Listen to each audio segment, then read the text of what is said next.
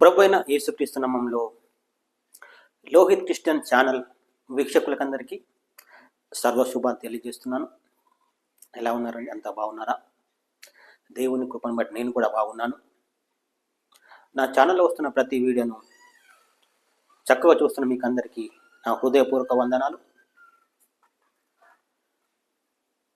ఈ వీడియోలో చాలా చక్కటి ప్రాముఖ్యమైన అంశం, ప్రతి మనిషికి ప్రాముఖ్యమైంది, కానీ క్రైస్తవులకు ఇంకా ప్రాముఖ్యమైనదిగా నేను భావిస్తున్న ఈ వీడియో చాలా ముఖ్యమైన అంశం.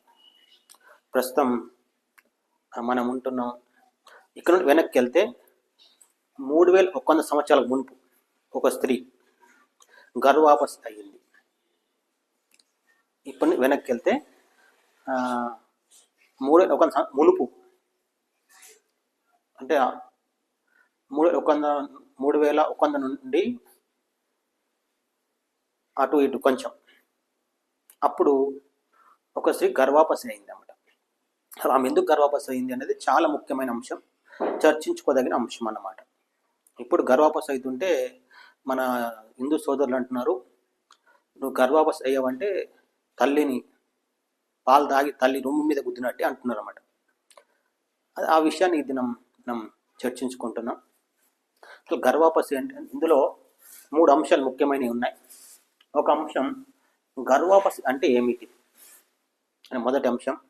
రెండవది మొదటి గర్భవాపసి ఎప్పుడు జరిగింది, ఎక్కడ జరిగింది.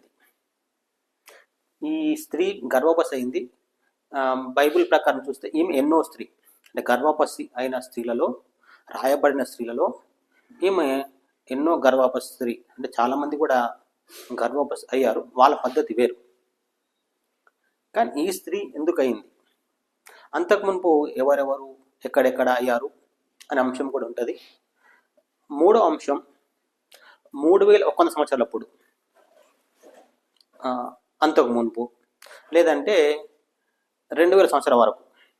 అంటే 3100 మునుపు కానీ 3100 నుంచి వెనక్కి వస్తే 2000 సంవత్సరాలప్పటికి కానీ ఎన్ని దేశాలు దేవుణ్ణి మొక్కేవి ఉన్నాయి అనే అంశం కూడా ఇందులో చూసుకుందాం. చాలా ముఖ్యమైన అంశం ఇది. గర్భవాపసి అంటే ఏమిటి అనేది చాలా ముఖ్యమైన అంశం. ప్రస్తుతం మన హిందూ సోదరులు మన వద్దకు, అంటే యేసుప్రభు నమ్మిన మన వద్దకు వచ్చి, నువ్వు మా మతం వాడివే, ఒకప్పుడు మీ తాత మన మతం వాడే అంటూ గర్భవాపసి గమ్మని చాలామందిని బలవంతం పెడుతున్నారు. ఉద్యోగం ఉంటే ఉద్యోగం ఊడగొడతామంటున్నారు, ఏదైనా పని చేసుకుంటే పని సాగకుండా చేస్తున్నారు, అన్ని ఆటంకాలు కలుగజేస్తున్నారు. నిజం తెలుసుకోవాల్సింది చాలా మనుషులు, కానీ ఇందులో ఒక చాలా ముఖ్యమైన ఒక అంశం చెప్పి ముందుకెళ్దాం. మొట్టమొదట మనం మనుషులుగా భావించాలి. మతం పనికిరాదు, ఏ మతమైనా చెత్తబుట్టలు వేయాల్సింది తప్ప దేనికి పనికిరాదు. దేవుని దృష్టిలో మతానికి విలువ లేదు అని తెలుసుకోవాలి. దేవుని దృష్టిలో మతానికి విలువ లేదు, దేవుడు మతానికి విలువ ఇవ్వడు. బైబిల్లో మతం పాటించు, నేను నీకు విలువ ఇస్తాను చెప్పబడలేదు. మరి హిందూ గ్రంథంలో ఎక్కడైనా మతం పాటించు, నేను మీకు విలువనిస్తానని మరి హిందూ దేవుళ్ళు ఎవరైనా చెప్పారేమో నాకు తెలియదు. ముస్లిం గ్రంథంలో కూడా మరి ఇస్లాం ఖురాన్లో కూడా మరి మతానికి విలువని అని చెప్పినట్లయితే నేను తెలుసుకోలేదు. కనుక నేను అంటాను, క్రైస్తవ మతమైన దేవుని దృష్టిలో పనికిరానిదే, హిందూ మతమైన దేవుని దృష్టిలో పనికిరానిదే నేను భావిస్తున్నాను. ఇది నా అభిప్రాయం మాత్రమే, మీ అభిప్రాయం ఇష్టం, ఇది నా అభిప్రాయం. అందుకని నేను ఒక మనిషిగా ఈ వీడియో చేస్తున్నాను. అంటే ఒక మనిషిగా నా తోటి క్రైస్తవ సోదరులకు, అంటే వాళ్ళు కూడా మనుషులుగా భావించి చేస్తున్నాను. అంటే క్రైస్తవ మతస్థులకు ఈ వీడియో కాదు, క్రైస్తవ మతానికి ఈ వీడియోకి సంబంధం లేదు, అది భావించాలని కోరుతున్నాను. క్రైస్తవ మతానికి ఈ వీడియోకి సంబంధం లేదు, కానీ యేసుక్రీస్తుని మొక్కుతున్న ప్రజల కోసం ఈ వీడియో చేస్తున్నాను. యేసుక్రీస్తు మొక్కుతున్న వారందరూ క్రైస్తవ మతస్థులు కదంటే తప్పు, అది పచ్చి అబద్ధం. దేవుని దృష్టిలో మతానికి ఎక్కడ విలువ లేదు. ఆయన మతస్థాపకుడు కాదు, దేవుడు మతస్థాపకుడు కాదు. దేవుని దృష్టిలో ఎవరికి విలువ ఉంటుందంటే, ఎవడు దీనుడై నలిగిన హృదయం గలవాడై ఆయన యొద్ద వణుకుచుండును వాని మీద దృష్టిస్తున్నాను దేవుడు. నలిగిన హృదయం గలవాడై దీనుడై దేవుని పాదాల మీద పడి ఉన్న వాడికి దేవుని దృష్టిలో స్థానం. అంతేగాని మతం పాటించాడు, మతం వదిలిపెట్టాడు, ఆ మతం వదిలిపెట్టి ఈ మతంలోకి వచ్చాడు, ఇక ఆ మతానికి పాత మతానికి చెందిన ఏ పద్ధతులు చేస్తాడు కనుక ఇతడు క్రైస్తవుడు అంటే తప్పు. పోనీ క్రైస్తవుల కడుపులో పుట్టాడు కనుక ఇతడు క్రైస్తవుడు అంటే కూడా అది తప్పే. మొత్తానికి మనిషికి మనిషి పుట్టాడు, అతను మనిషి అంతే. క్రైస్తవ మతానికి చెందిన వారికి ఒక పిల్ల పుట్టింది అనుకోండి, ఈమె క్రైస్తవ మతం ఇక దేవుడు మెచ్చుకుంటాడంటే అది ఎంత మాత్రం కూడా సంబంధమైంది కాదు, అంటే సరైనది కాదు. లోకుల దృష్టిలో క్రైస్తవులకు ఒక బిడ్డ పుట్టాడంటే అతను క్రైస్తవుడు, క్రైస్తవ మతం. హిందువులకు ఒక బిడ్డ పుట్టాడంటే అతను హిందువుడు, హిందూ మతం అని చెప్పుకోవడానికే కానీ దేవుని దృష్టిలో మతానికి ఎక్కడ కూడా స్థానం లేదు. కనుక ఈ ఉద్దేశంతో ఈ వీడియో వినాలని కోరుతున్నాను. అంతేగాని క్రైస్తవ మతము ప్రస్తుతం నేను ఈ 2001 సంవత్సరప్పుడు ఒక ఆమె గర్భాపసి అయిందని చెప్తున్నాను కదా, అప్పుడు మతం ఉన్నది కానీ ఆ మతంకు విలువ లేదు అక్కడ. ఆమె ఆ మతానికి విలువనిచ్చి అంత గర్భాపసి కాలేదు, కానీ ఆమె ఒక గర్భాపసి అయింది ఎందుకు అనే విషయాలు మంచిగా స్పష్టంగా క్షుణ్ణంగా వివరిస్తాను. కొంచెం వీడియో లాంగ్ అయినా సరే కొంచెం శ్రద్ధగా వినాలని కోరుతున్నాను. దయచేసి మీకు నచ్చితే ఈ వీడియో ఇంకా ఇతరులు కూడా షేర్ చేయాల్సిందిగా కోరుతున్నాను. కేవలం ఏ ఉద్దేశంతో చేస్తున్న ఈ వీడియో అంటే మనుషులకు ఈ వీడియో ఉపకరిస్తుంది, అది యేసుక్రీస్తు మొక్కుచున్న మనుషులకు ఇంకా ఖచ్చితంగా ఉపయోగపడుతుంది అనే ఉద్దేశంతో చేస్తున్నాను. కనుక మతానికి వీడియోకి సంబంధం లేదు, ఏ మతం నేను దూషించదలుచుకోలేదు, దూషిస్తే క్షమించాలని కోరుతున్నాను. మనం మొదట గర్వాపసి అంటే ఏమిటి అనేది తెలుసుకోవాల్సి ఉంది. గర్వాపసి అంటే తెలియదేముంది, ఎవరికైనా తెలిసిందే. ఎవరైనా గొడవ పడ్డారు, తండ్రి కొడుకులు ఇద్దరు గొడవ పడ్డారు అనుకోండి, గొడవపడి ఇక కొడుకు అన్నాడు నీతో నాకు సంబంధం లేదుగా, నువ్వు నా తండ్రి కాదు, నేను నీ కొడుకుని కదని ఇంట్లోకి వెళ్ళిపోయాడు అనుకోండి. తర్వాత కొన్నాళ్ళకి మరలా వచ్చి తప్పైందని మరలా తండ్రి పాదాలు పట్టుకొని తండ్రి యొద్ద ఉన్నాడు అనుకోండి, దాన్ని ఏమంటాం గర్వాపసి అంటాం. బైబిల్లో ఒక మనకు యేసుక్రీస్తు చెప్పిన ఒక కథ ఉంది, తప్పిపోయిన కుమారుడు అని చెప్పుకుంటాం మనం. తప్పిపోయిన కుమారుడు అని అతడు ఏం చేశాడు, తండ్రి యొద్ద తనకు రావాల్సిన వాటంతా తీసుకొని దూరదేశం పోయి తిని తాగి జల్సాలు చేసి అప్పుడు కరువు రాగా వానికి తినడానికి ఏమీ లేకపోయినప్పుడు మరలా తిరిగి తండ్రి వద్దకు వస్తాడు.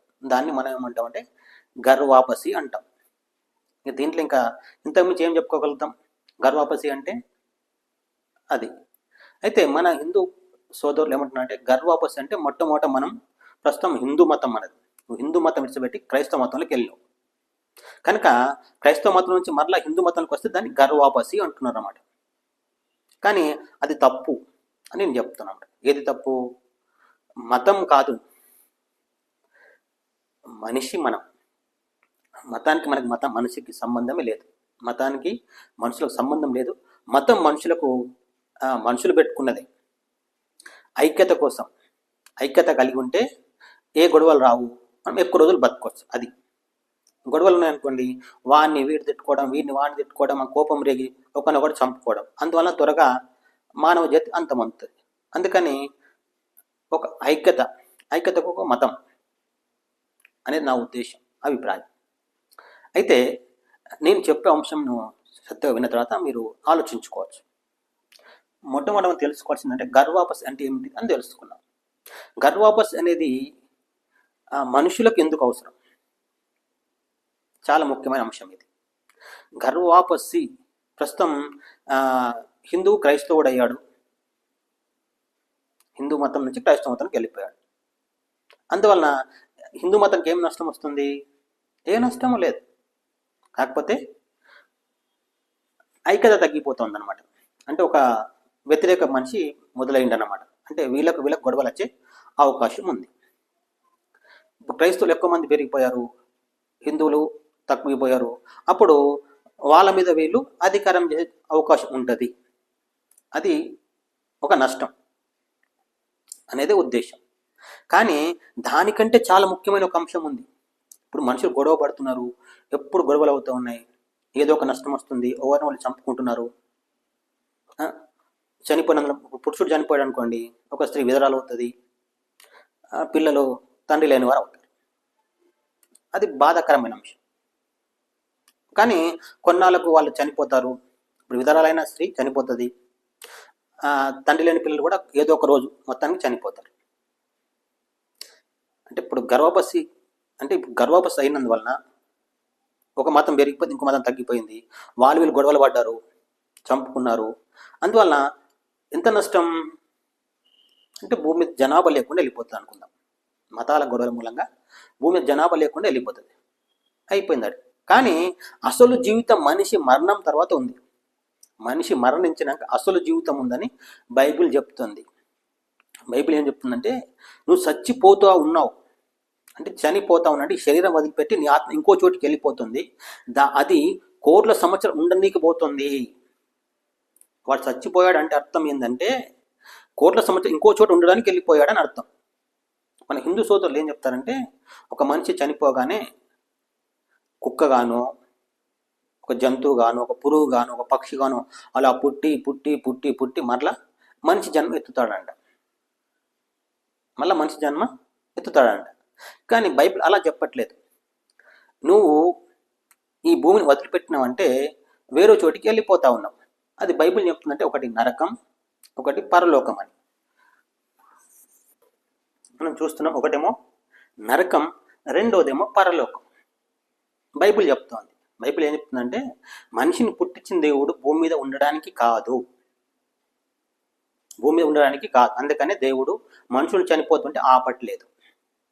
ఆ దేవుడు ఎందుకు చనిపోతుంటే ఎందుకు ఆపడు, ఆయన ప్రజలను కూడా ఎందుకు ఆపడు అంటే, ఈ పరలోకానికి త్వరగా చేరిపోవాలని దేవుని ఉద్దేశం. మనిషి చనిపోయి ఈ పరలోకానికి వెళ్ళాలి. ఎంత సుందరమైన లోకం అంటే, ఈ భూమి కంటే, ఈ భూమి మీద ఉన్న అందమైన ప్రదేశాల కంటే 1000 రెట్లు మంచి ప్రదేశం పరలోకం. దానికోసం మనుషులను దేవుడు డైరెక్ట్ ఈ పరలోకంలో పుట్టేయకుండా భూమి మీద పుట్టించాడు. అది బైబిల్ చెప్తుంది. ఏంటంటే, ఈ పరలోకానికి ఎవడు కోరుకుంటాడో దాని గురించి మనుషులు భూమి మీద పుట్టి మొట్టమొదట తెలుసుకోవాల్సింది, నేను ఎలా పుట్టాను, నన్ను పుట్టించిన వారు ఎవరు, దేనికోసం పుట్టించారు, దేవుడు ఎవడు, నన్ను పుట్టించాడు అంటే, నేను పుట్టానంటే దేవుడు అనేవాడు ఉన్నాడు. ఆ దేవుడు ఎవరు, ఆయన ఉద్దేశం ఏమిటి తెలుసుకొని ఎప్పుడు చనిపోతే అప్పుడు మంచిది. ఇంకంతే. ఇంకెక్కువ రోజులు బతకాల్సిన అవసరం మనిషికి లేదు. ఇప్పుడు నేను ఉన్నాను, యేసుప్రభువుకు 31 సంవత్సరం ఉంది, నాకు చావు రాలేదు, బ్రతికి ఉన్నాను. చావు వస్తే హాయిగా వెళ్ళిపోవడం ఈ పరలోకానికి, అంతే. ఇంకెందుకు ఇక్కడ బతుకుండడం, దేనికోసం? ఇక్కడ బ్రతుకున్నందువలన నా కుటుంబానికి నేను పని చేసి పెడుతున్నాను, చేదోడు వాదోడుగా ఉంటున్నాను. కానీ నేను వెళ్ళిపోయినా అనుకో, వాళ్ళ బ్రతుకు వాళ్ళు బ్రతుకుతారు, వాళ్ళ బ్రతుకు వాళ్ళు బ్రతుకుతారు. బ్రతకరు అనేది లేదు కదా. ఎవరైనా మరణం వచ్చే వరకు బ్రతుకుతున్నారు. కొందరు చెడ్డ నిర్ణయం తీసుకొని నాకు ఎవరు లేరు, నాకు సహకారం లేరని వారు ఆత్మహత్య చేసుకున్నారు. అందరు కాదు, కొందరే. కానీ మతానికి గొడవ వచ్చిందనుకో, చంపుకుంటారు, చచ్చిపోతారు. చచ్చిపోయినాక ఎక్కడికి వెళ్ళాలి? అయితే ఇక్కడికి కానీ లేకుంటే ఇక్కడికి కానీ వెళ్ళాలి, అంతే. మనుషులకు బైబిల్ చెప్తుంది అంతం లేదు. అందుకే యేసుప్రభువు అన్నాడు, నా యందు విశ్వాసం ఉంచేవారు ఎన్నటికీ సావరు అన్నాడు అనమాట. అది నా యందు విశ్వాసం ఉంచేవారు ఎన్నటికి కూడా చావరు అన్నాడు. ఇక్కడ మనము గర్భాపసి అనే అంశం మీద మనం చర్చించుకుంటున్నాం. అసలు గర్భాపసి ఏమిటిది? గర్భాపసి అంటే ఏంటిదని చెప్పుకున్నాం. ఒక తండ్రికి కొడుకుకు మధ్య విభేదాలు వచ్చాయి, మనస్పర్ధలు వచ్చాయి. కొడుకు తండ్రిని వదిలిపెట్టి వెళ్ళిపోయాడు. తర్వాత బుద్ధి వచ్చి మరలా తిరిగి ఇంటికి వచ్చాడు. అదాన్ని మనం గర్భాపసి అంటున్నాం. ఆ ఉద్దేశంతో మనం ఈ వీడియోని ఇంకా ముందుకు చూద్దాం.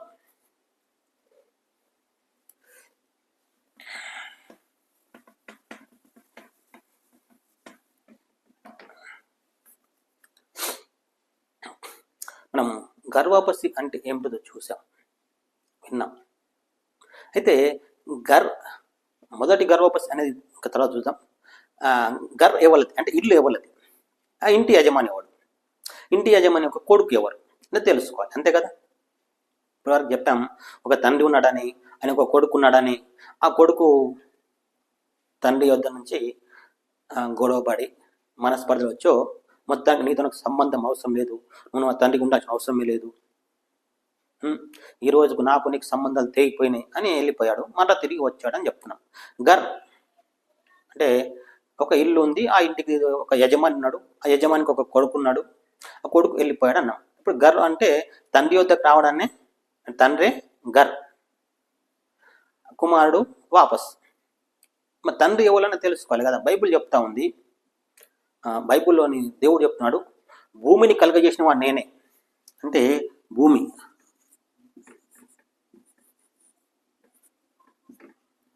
చూస్తున్నాం అంటే భూమిని కలుగజేశాడంట దేవుడు. మనిషిని పుట్టించిన వాడు నేనే, మనిషి కూడా ఈయనని పుట్టించాడంట.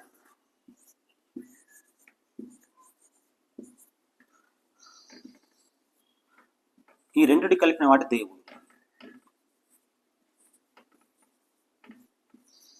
అంటే ఒక్కడు అన్నమాట. అంటే బైబిల్ చెప్తా ఉంది, ఏమీ లేనప్పుడు ఉన్నవాడు దేవుడు. ఆయన ఆలోచన పుట్టుకొచ్చింది ఈ భూమి, ఆ భూమి మీద మనిషి. బైబిల్ స్పష్టంగా చెప్తుంది, దేవుడు మొట్టమొదట ఆదాము అనే ఆయనను చేశాడు. అంటే ఆదాము అంటే అర్థం ఏంటంటే మనిషి అని అర్థం. ఆదాము అనే పేరుకు అర్థం మనిషి. అంటే మనిషిని దేవుడు పుట్టించాడు. అంటే ఇప్పుడు తండ్రి ఎవడు? దేవుడు. మనిషికి తండ్రి ఎవడు? దేవుడు. అప్పుడు ఒక్కడే ఉన్నాడు దేవుడు. బైబిల్ స్పష్టంగా చెప్తుంది, అప్పుడు ఒక్కడే ఉన్నాడు, ఇప్పుడు కూడా ఒక్కడే అని చెప్తుంది బైబిల్. అప్పుడు ఒక్కడే, ఇప్పుడు కూడా ఒక్కడే. అది చాలా లోతైన అంశం. అది మనం చర్చించుకుంటే ఇందులో మళ్ళా ముందుకు సాగలేం. సరే, తండ్రి అంటే ఎవరంటే దేవుడు అన్నాం. కుమారుడు అంటే ఎవరంటే మనిషి. తండ్రి అంటే ఎవడు? దేవుడు. కుమారుడు అంటే ఎవరు? మనిషి. ఈ మనిషి ఈ దేవుణ్ణి మీద గొడవపడి మనస్పర్ధలు వచ్చి వెళ్ళిపోయాడు అనుకోండి. అప్పుడు ఏమంటాం? వెళ్ళిపోయాడు, ఇంటి నుంచి వెళ్ళిపోయాడు, అంటే తండ్రి వద్ద నుంచి వెళ్ళిపోయాడు. మళ్ళీ తిరిగి తండ్రి వద్దకు మరల వచ్చాడు అనుకుంటే దేవుని వద్దకు. అంటే అప్పుడు మనిషికి బుద్ధి వచ్చి ఏం చేశాడు? దేవుని వద్దకు తిరిగి వచ్చాడు అనుకోండి. అప్పుడు దాన్ని గర్వాపసి అంటాం. ఇక్కడ మతం ఉందా? ఎక్కడన్నా మతానికి ఛాన్స్ ఉందా ఇందులో? మొట్టమొదట ఏ మతం ఉంది ఇప్పుడు ఆదాముకు? దేవుడు అన్న ఏదైనా ఆదాముకు మతం చెప్పాడా? ఈ మతమే సరైంది, ఇంకా వేరే మతాలు ఏవైనా వస్తే అవి డూప్లికేట్ అన్నాడా? అనలే. కనుక మతం వాడిగా మనం ఉండకూడదు, భూమి మీద బ్రతకకూడదు. మనిషిగా బతకాలి. మన మనుషులుగా బతకాలి. తోటి మనుషులు అందరు ఏ మతం వాడైనా అందరికి మన సహకారులుగా ఉండాలి. అందుకే యేసు ప్రభువు అంటాడు, మీ శత్రువులను ప్రేమించుడి, మేము హింసించి వారి కొరకు ప్రార్థన చేయుడి అని దేవుడు అన్నట్లు మనకు తెలుసు. కానీ ఆ పద్ధతిలోనే మనం మతంలో కలవకూడదు. మతంలో కలిస్తే మారు మనసు పొందాలి. నాది మతం, నా మతం ఎంత గొప్పదో తెలుసా అనుకోవడం కూడా అనుకోవాలి. మతానికి దేవుని దృష్టిలో స్థానం లేదు. ఈ వీడియో కేవలం క్రైస్తవుల కోసమే చేస్తున్నాం, హిందువుల కోసం కాదు. కానీ హిందుత్వం నుంచి క్రైస్తవం వచ్చిన వారే అందరూ. ఒకప్పుడు అంటే 2000 సంవత్సరాలప్పుడు క్రైస్తవ మతం ప్రారంభమైంది. మతం కాదు, ఒక పద్ధతిలో చెప్తున్నాం, మతం ప్రారంభమైంది. అంతకుముందు హిందూ మతం ఉన్నది. కానీ అంతకుముందు వెనక్కి వెళ్తే ఏ మతము లేదు. ఎప్పుడు అనేది ఇప్పుడు తెలుసుకుందాం. రెండో అంశానికి వెళ్ళిపోదాం. రెండో అంశం ఏంటిది? మొట్టమొదట గర్వాపసి ఎప్పుడు జరిగింది, ఎక్కడ జరిగింది అనే అంశానికి మనం వెళ్దాం. మనం ఈ వీడియోలో అనగా 3100 సంవత్సరాలప్పుడు గర్వాపసి అయిన ఓ స్త్రీ నుండి క్రైస్తవులు నేర్చుకోవాల్సిన ముఖ్యమైన పాఠం అనే ఈ అంశంలో రెండో అంశంకి వచ్చాం. మొదటి అంశం చూసాం, గర్వాపసి అంటే ఏంటిది అంటే దేవుడు తండ్రిగా ఆయన పుట్టించిన మనిషి కుమారునిగా చూసాం. అంటే ఆ కుమారుడు కానీ అలిగిపోతే మరలా ఇంటికి వస్తే, అంటే దేవుడు మనిషిని పుట్టించాడు, ఆ మనిషి దేవునితో గొడవపడి కాని వాడిని దేవునిగా చేసుకుంటే అప్పుడు అతడు అక్కడి నుంచి వెళ్ళిపోయాడు అని అర్థం. అంటే ఇంటి నుంచి వెళ్ళిపోయాడు, వేరే వాని యుద్ధకి వెళ్ళిపోయాడు. మరలా బుద్ధి వచ్చి మరలా తిరిగి వస్తే మనం దాన్ని గర్వాపసి అన్నాం. అంటే మనుషులు మతం అని చెప్తూ మతానికి విలువనిస్తూ మనుషులను చంపుతున్నారు. మనిషిని చంపుతూ అతను ఒక మృగంగా చేస్తున్నాడు. కానీ తాను ఒక మనిషినని, మతం మొట్టమొదట లేదని తెలుసుకోవాలి. మనిషి మతం అనేది మొట్టమొదట లేదనే విషయమే తెలుసుకోవాలి. మొట్టమొదటి ఏం లేదు, మతం లేదు, మనుషులే ఉన్నారు. తర్వాత మనుషులు మతాలను ఏర్పరచుకున్నారు, తర్వాత కులాలను కూడా ఏర్పరచుకున్నారు. ఆ ఉద్దేశంతో ఈ వీడియో చేస్తున్నాం. ఇక్కడ మొదటి గర్వాపసి ఎప్పుడు జరిగింది, ఎక్కడ జరిగింది? మనం మొదటి గర్వాపసి అంటే తెలుసుకున్నాం. గర్వాపసికి గర్ర అంటే తండ్రి అనుకున్నాం, ఇల్లు. గర్వాపసి అంటే కుమారుడు మళ్ళీ ఇంటికి రావడం, అంటే తండ్రి వద్దకు రావడం అని తెలుసుకున్నాం. మొట్టమొదటి గర్వాపసి ఎక్కడ జరిగింది, ఎప్పుడు జరిగింది అనేది స్పష్టంగా తెలుసుకోవాలి. నువ్వు క్రైస్తవుడిగా వింటున్నావు సోదరుడా, సోదరి. ఈ వీడియో క్రైస్తవుల కొరకని స్పష్టంగా చెప్తున్నాం. కనుక బైబిల్ చెప్తుంది దేవుడు మనుషులను భూమి మీద పుట్టించాడు.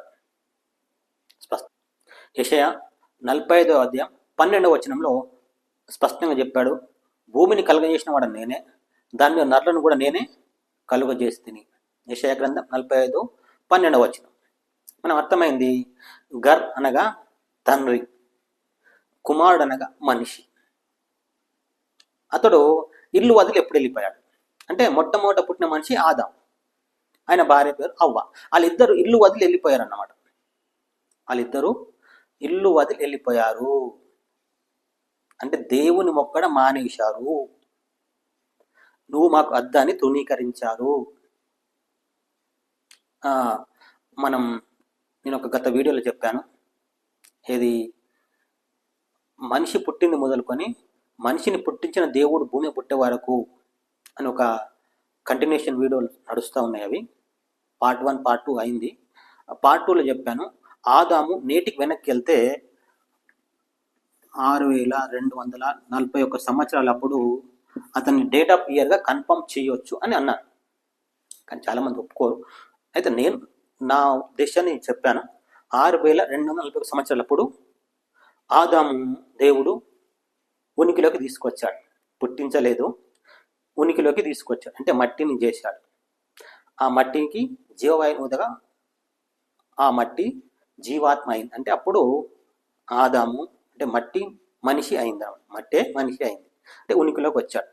ప్రస్తుతం మనం పుడుతూ ఉన్నాం. అయితే పుట్టక ముందు తల్లి కడుపులో ఉన్నాం. తల్లి కడుపు నుంచి అప్పుడు మనం బయటకు వచ్చాం. అప్పుడు మనం ఉనికిలోకి వచ్చాం. అంటే అంతకు మునుపు ఉన్నాం, ఎప్పుడు తల్లి కడుపులో ఉన్నాం. కానీ ఆదాము అంతకు మునుపు లేడు, కానీ మట్టిగా ఉన్నాడు. కానీ ఆ రోజు మట్టిని తీసుకొని చేశాడు, అందుకని ఉనికిలోకి వచ్చాడని చెప్తున్నమాట. 6241 సంవత్సరాలప్పుడు ఆదాము డేట్ ఆఫ్ ఇయర్ చెప్పొచ్చు.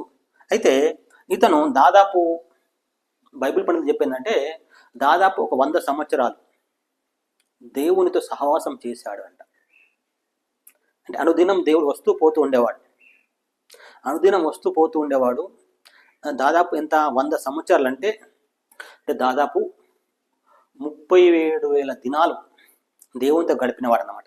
ఆదాము ఎంత అంటే దాదాపు 37,000 దినాలు, లేకుంటే 100 సంవత్సరాలు దేవునితో గడిపినవాడు, అనుదినము చూసినవాడు అన్నమాట ఇతను.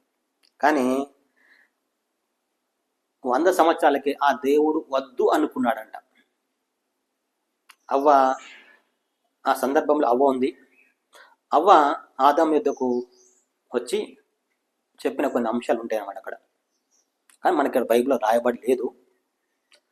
తాను పండు తిన్నదంట, తీసుకొచ్చి ఆమె భర్తకి ఇయ్యగా అతను కూడా తినను అని అంత క్లియర్గా అంటే అంత చిన్నగా రాసి ఉంది. కానీ అక్కడ అంతే చిన్నగా సందర్భం జరగలేదు, చాలా పెద్ద సందర్భం జరిగిందంట అక్కడ. పండితులు చెప్తూ ఉంటారు అన్నమాట.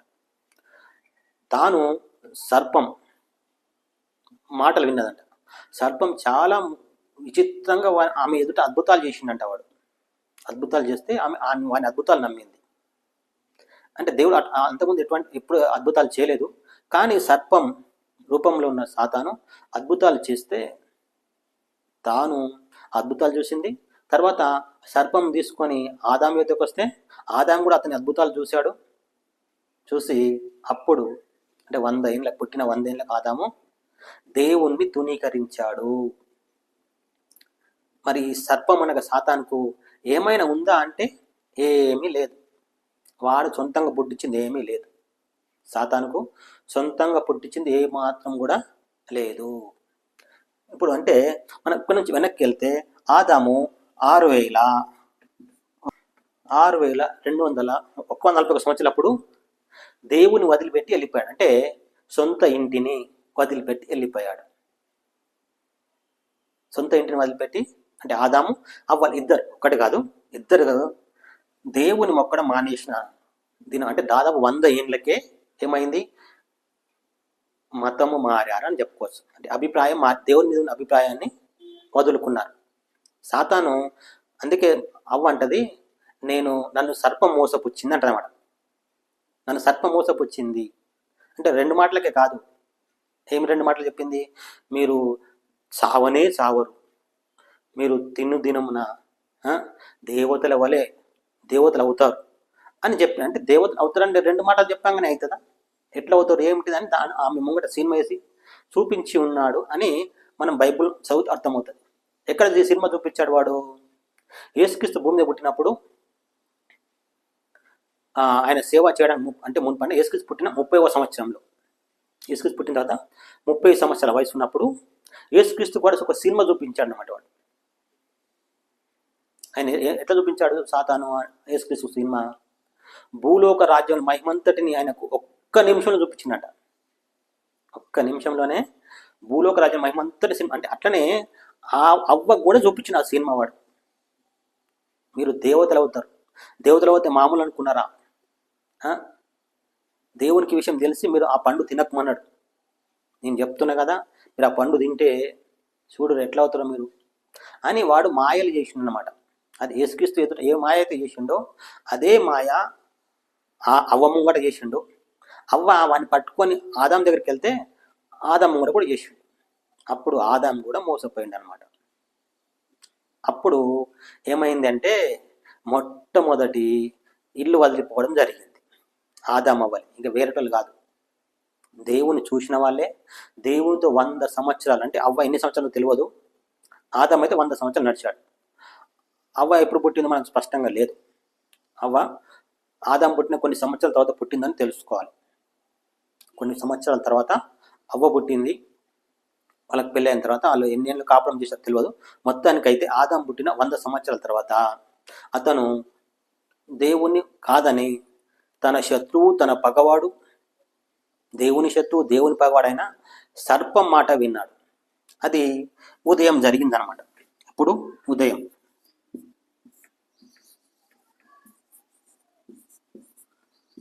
ఆదాము ఉదయకాలం దేవుని మొక్కడం మానేశాడు.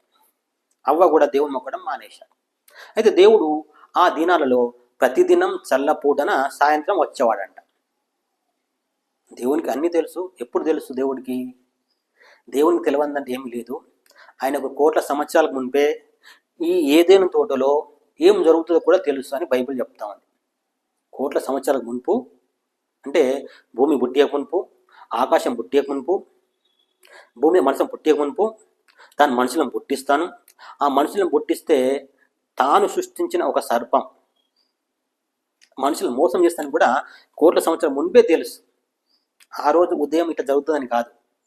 ఉదయం జరిగితే సాయంత్రం ఆయన ఎప్పుడు రావాల్సిన రీతిలో వచ్చాడు. అన్నీ జరిగినాయని ఆయనకు తెలుసు. తెలిసిన మరలా వచ్చి సాయంత్రం పూట ఆదాము నువ్వు ఎక్కడ ఉన్నావు అని అడిగాడు అన్నమాట. అది అప్పుడు అవ్వను, ఆదామును, పక్కగా ఉన్న శత్రువు అయిన సాతాను లేదా సర్పంను పిలిచాడు. ముగ్గురు పిలిచాడు. వాళ్ళు తీసుకుని వేరే చోటికి వెళ్ళిపోలేదు, అక్కడే తిష్ట వేసి ఉన్నాడు అన్నమాట వాడు. మరి ఇప్పుడు గర్వాపసి అంటే ఏంది, ఏమని తెలుసుకుంటే ప్రస్తుతం మనం కూడా ఎటు వెళ్ళిపోయాం? ఈ ఊర్లోనే ఉంటున్నాం, మనం ఈ దేశంలో ఉంటున్నాం, ఇంకా వేరే దేశానికి వెళ్ళట్లేదు, ఇక్కడే ఉంటున్నాం. కానీ మనం పాత మతం అనుసరించట్లేదు. ఇప్పుడు కొత్త మతం అనుకుంటున్నాం. కాదు, కొత్త మతం కాదు. మతానికి మనుషులకు సంబంధమే లేదు. మొట్టమొదటి గుర్తించట్లేదు, మేము మతం కాదు, మేము మనిషిని, మనిషిగా మాట్లాడుతున్నాం అని చెప్పడం నేర్చుకోవాలి. అంతే, మనుషులుగా మాట్లాడదాం. మనం పుట్టించిన దేవుడు ఎవరు? అందరూ కాదు, ఒక్కడే. ప్రస్తుతం మనం ఏమనుకున్నాం అంటే భూమిని పుట్టించాడు ఆయన అన్నాడు. ప్రస్తుతం మన హిందూ దేవుళ్ళు సపరేట్ భూమిని ఏమైనా పుట్టించారంటే లేదు, ఇదే భూమిని పుట్టించారు. మన హిందూ పెద్దలు ఏం చెప్తున్నారంటే చాలా విచారక అంశం చెప్తూ ఉంటారు అన్నమాట వాళ్ళు. మన దేశపు దేవుడు వేరు, వేరే దేశపు దేవుళ్ళు వేరు. అమెరికా దేవుడు వేరు కనుక మీరు అమెరికా దేవుని మొక్కుతున్నారు, మీరు మన దేశపు దేవుడు కాదు. ఎంత పచ్చి అబద్ధం చెప్తున్నారు వాళ్ళు. అట్లాంటప్పుడు భూమి పుట్టించినోడు దేవుడు, కానీ ఈ భూమి మీద ఈ దేశంలో మనుషులను పుట్టిస్తే అది అక్రమం అవుతుంది. వేరే దేవుడు ఎవరో వచ్చి సపరేట్గా ఈ భూమి మీద మనుషులను పుట్టించి కాపురం చేస్తున్నాడు అనుకోండి, అది అక్రమం అవుతుంది. ప్రస్తుతం మనం ఒక ఇల్లు ఉంది, మనకి ఇంత స్థలం ఉందనుకోండి, వేరే ఎవడో వచ్చి మన స్థలంలో ఇల్లు కట్టి కాపురం చేసి పిల్లలు కంటే దాన్ని అక్రమం అంటారా సక్రమం అంటారా? అది అక్రమం అవుతుంది. వాళ్ళు చెప్పేది కూడా అక్రమం. మన దేశ పెద్దలు చెప్పేది కూడా అక్రమం. ఏమిటి అక్రమం? భూమి ఎవడు పుట్టించాడో వానికి చెందింది ఈ భూమి. ఆయన మనుషులను పుట్టించి ఆ మనుషులను ఈ భూమి మీద పెరిగి పెద్దవై విస్తరించమని చెప్పాడు. కానీ వేరే వాళ్ళు వచ్చి కూడా మనుషులను పుట్టించారనుకో భూమి మీద, అప్పుడు ఏమంటారు? అది అక్రమం అంటారు అన్నమాట. సక్రమం కాదు. తప్పుగా అర్థం చేసుకోకూడదు. నేను ఒక మనిషిగా మాట్లాడుతున్నా కనుక మన పెద్దలు చెప్పింది తప్పు అనేది తెలుసుకోవాలి. అంటే మఠాధిపతులు పీఠాధిపతులు చెప్తున్నారు అన్నమాట. అమెరికా దేవుడు ఆయన, మన దేవుడు ఈయన అని చెప్తూ మోసం చేస్తున్నారు. మోసం చేస్తే కోట్ల సంవత్సరాల నరకం. ఎవరు మోసం చేసిన వానికి, మోసపోయిన వాళ్ళకి, ఇద్దరికి మనం చూస్తున్నాం. అంటే ఉదయకాలము ఇల్లు వదిలి వెళ్ళిపోయాడు, అంటే దేవుని వదిలిపెట్టాడు ఆదాం అవ్వలు. తర్వాత సాయంత్రం మరలా ఆదాం అవ్వలు గర్వాపసి అయ్యారు, అంటే మొట్టమొదటి గర్వాపసి. అప్పుడు ఆదాం అవ్వలకు దేవుడు మరలా తిరిగి పిలుచుకున్నాడు, నా వైపు తిరుగుమని చెప్పాడు. అప్పుడు ప్రకటించిన మొట్టమొదటి మాట, నేనే మార్గం, నేనే సత్యం, నేనే జీవం. అంటే ఉన్నతమైన మాట అప్పుడు ప్రకటించాడని చెప్తాను నేను. అంతకుముందు మామూలు మాటలు చెప్పుంటాడు, కానీ ఏదైతే యేసుక్రీస్తు భూమి మీద పుట్టిన తర్వాత చెప్పాడు ఏమనంటే, నేనే మార్గం, నేనే సత్యం, నేనే జీవం అనే మాట మనం యేసుక్రీస్తు పుట్టిన తర్వాత చెప్పిన మాట అనుకుంటాం, కానీ అది కాదు. ఈ ఏదేను తోటలో జరిగినప్పుడు ఆదాం అవ్వలకు మరి ఒకసారి చెప్పుకుంటాడనమాట, నేనే మార్గం, నేనే సత్యం, నేనే జీవం, నా యందు విశ్వాసం ఉంచితేనే తప్ప పరలోకం మీరు చేరరు అని చెప్తే, అప్పుడు ఆదాం అవ్వలు యేసు ప్రభు అని నోటి తప్పుకొని, రాబో దినాల్లో నా కోసం ఈయన చనిపోతే నాకు మోక్షం దొరుకుతుంది కనుక యేసు ప్రభు అని నోటి తప్పుకొని దేవుడు ఈయన మృతుల నుండి లేపుతాడని నమ్మిండనమాట. అప్పుడు ఆదాం అవ్వలు దేవుడు నా కోసం యేసుక్రీస్తు భూమి మీద పుడితే చనిపోతే, నా కోసం నా పిల్లల కోసం చనిపోతే తిరిగి లేపుతాడు యేసు ప్రభు అని నమ్మిన వాళ్ళు, మొట్టమొదట నమ్మిన వాళ్ళు ఆదాము అవ్వలు. అది చాలా ముఖ్యమైన అంశం. ఆదాము అవ్వలు ఏం నమ్మారు? ఆదాము వాళ్ళ పిల్లలకి ఏం చెప్పారంటే, మనకు తెలుసుకోవాల్సిన అంశం ఏంటంటే, హేబేలు కయీన్ అనే వాళ్ళు చేసిన అర్పణలో మనకు ఆ అంశం ఉంటుంది అన్నమాట. హేబేలు కయీన్ అనే వాళ్ళు చేసిన అర్పణ ఇక్కడ నేను చెప్పిన అంశానికి సరైనగా పోల్చదగింది అనమాట. ఏం చెప్పాను ఇప్పుడు నేను? యేసు ప్రభు అని, అంటే ఆదాం అవ్వలు గర్వాపస్ అయ్యారు. గర్వాపస్ అయినప్పుడు ఒక నిబంధన చేసి, అంటే ఒక ఒప్పందం జరిగింది. అంటే వాళ్ళ హృదయపూర్వకమైన ఏమని, యేసు నాకు ప్రభువు. అంటే ఎప్పుడు 2000 సంవత్సరాలు పుట్టేవాడు యేసు నాకు ప్రభు, మాకు ప్రభు. ఆయన మా కోసం చనిపోతాడు, దేవుడు ఆయన మృతుల నుండి తిరిగి లేపుతాడు అని మొట్టమొదట నమ్మిన వారు, మొట్టమొదటి గర్వ అయిన వారు ఆదాం అవ్వలుగా తెలుసుకోవాల్సి ఉంది. నువ్వు తపస్సు చేస్తావా, ఉపవాసం ఉంటావా, ఏదైనా ఉందని ఈ అంశం నిజమా కాదని దేవుని వద్ద అడిగి తెలుసుకోవాలి మనుషులు. పాస్టర్ని కాదు, ఈ పాస్టర్ను ఆ పాస్టర్ని కాదు, మొట్టమొదట మనుషులందరూ దేవునితో సహవాసం కలిగి ఉండడం నేర్చుకోవాలి. అందుకే దేవుడు అనగా యేసుక్రీస్తు చెప్పిన మాట ఏంటంటే, మీరు ప్రార్థన చేయాలి, అది కూడా విసుగక నిత్యము ప్రార్థన చేయాలి. అది మనుషులేమో వాళ్ళు ప్రార్థన చేయరు, పాస్టర్ యుద్ధకి వెళ్ళి ప్రార్థన చేయమని అడుగుతారు, తోటి ప్రజలు ప్రార్థన చేయమని అడుగుతారు, కానీ వాళ్ళు చేయరు. ప్రార్థన చేయడం అంటే దేవునితో సహవాసం కలిగి ఉండడం. అందుకే ఇర్మియా 33:3 నువ్వు నాకు మొరపెట్టుము, నేను నీకు ఉత్తరం ఇస్తాను, నువ్వు గ్రహింపలేని గొప్ప సంగతులను, గూఢమైన సంగతులను నీకు తెలియజేస్తానని దేవుడు చెప్పాడు అనమాట. కనుక మనిషి సహవాసం కలిగి ఉండడం అంటే ప్రార్థన చేయడం. నీకు ఏ డౌట్ ఉన్నా దేవుని అడగడం నేర్చుకోవాలి. మంచి హృదయపూర్వకంగా అడగడం నేర్చుకోవాలి. ప్రస్తుతం ఇంకా నీకు ఏమైనా డౌట్ ఉందనుకోండి, ఏది దేవుడు ఒక్కడేనా అనే అంశం విషయంలో అనుమానం ఉంటే త్వరగా తేల్చుకోవాలి. కానీ చాలామంది చర్చికి వస్తుంటారు, వాళ్ళకు బాగా అయిందని, మేలు జరిగిందని, తనకు చనిపోయే రోగం వస్తే అంతటా తిరిగిన తర్వాత చర్చికి వస్తేనే బాగుపడ్డాను కనుక ఇప్పుడు ఈయన దేవుడు అనే స్థితిలో మొక్కుతూ ఉంటారు. తర్వాత కొన్నాళ్ళకి ఎవరైనా గర్వాపసి కావాలంటే మళ్ళీ గర్వాపసి అయిపోతుంది. అంటే ఎంత చేసినా వాళ్ళు నిజాన్ని తెలుసుకోలేకపోతున్నారు.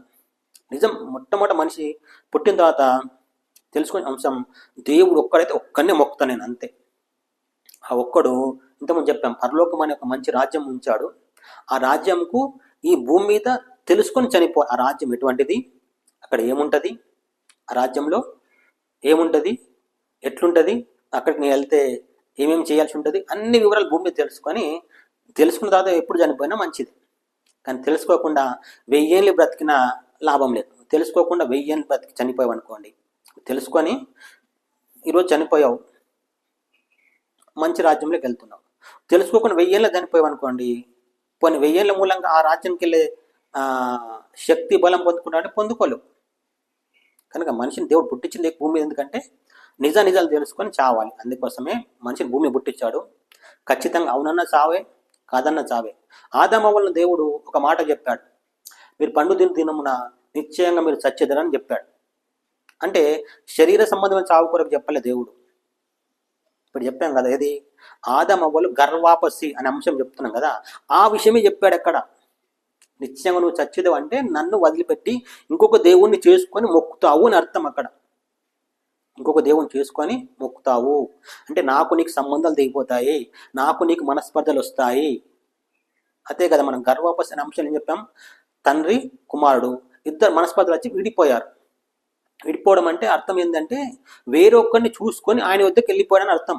కుమారుడు వేరొక్కరిని చూసుకున్నాడు, నీ ఆస్తితో నాకు సంబంధం లేదు అంటే అప్పుడు ఇంకొకరి ఆస్తితో సంబంధం ఉంది. ఆడు ఉట్టిగా పోలేదు, కుమారుడు ఉట్టిగా పోలేదు, వేరే చోట వానికి ఆస్తి పాస్తులు అన్ని దొరుకుతూ ఉన్నాయి. అందుకని ఈ తండ్రి లాంటి తండ్రి ఇంకోటి కనబడడానికి అందువల్ల అక్కడికి వెళ్ళాడు అనేది అర్థం చేసుకోవాలి.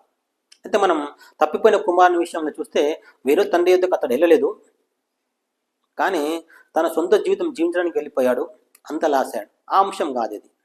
గర్వాపసి అనే అంశంలో అది రెండో భాగం చెందింది. అది అంటే ఏది విశ్వాసి మరలా దేవుణ్ణి కాదని మొక్కడం మానేసి మరలా లోకంలో కలిసి తనకు శ్రమల బాధలు రాగానే మళ్ళీ దేవుని వద్దకు రావడం అనే అంశమే అది. కానీ ఇక్కడ మనం చెప్తున్నాం గర్వాపసి అనే అంశం పూర్తిగా డిఫరెంట్. అంటే ఈ దేవుని కాదు ఇంకొక దేవుని మొక్కడం. ఆదమవ్వలు సర్పమును తమ దేవునిగా చేసుకున్నారు అనేది స్పష్టంగా తెలుసుకోవాల్సి ఉంది. సర్పమును తమ దేవునిగా చేసుకున్నారు. ఎటువంటి చేసుకున్నారంటే మేము కూడా నిన్నే మొక్కుతాం, మా గుట్టె పిల్లలు కూడా నిన్నే మొక్కుతారు. అంత తీర్మానంతో ఆదామవ్వలు దేవుని వదిలిపెట్టారు. ఉదయం దేవుని వదిలిపెట్టారు, అక్కడే ఉన్నారు. మళ్ళీ సాయంత్రం వచ్చి దేవుడు మరలా ఏం చెప్పాడు, నేనే మార్గం, నేనే సత్యం, నేనే జీవం.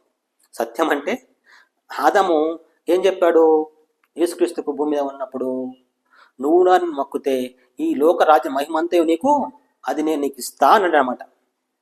అంటే అది సత్యము కాదని. ఏది సత్యం కాదు? సర్పం చెప్పాడు నేను దేవుని భూమికి.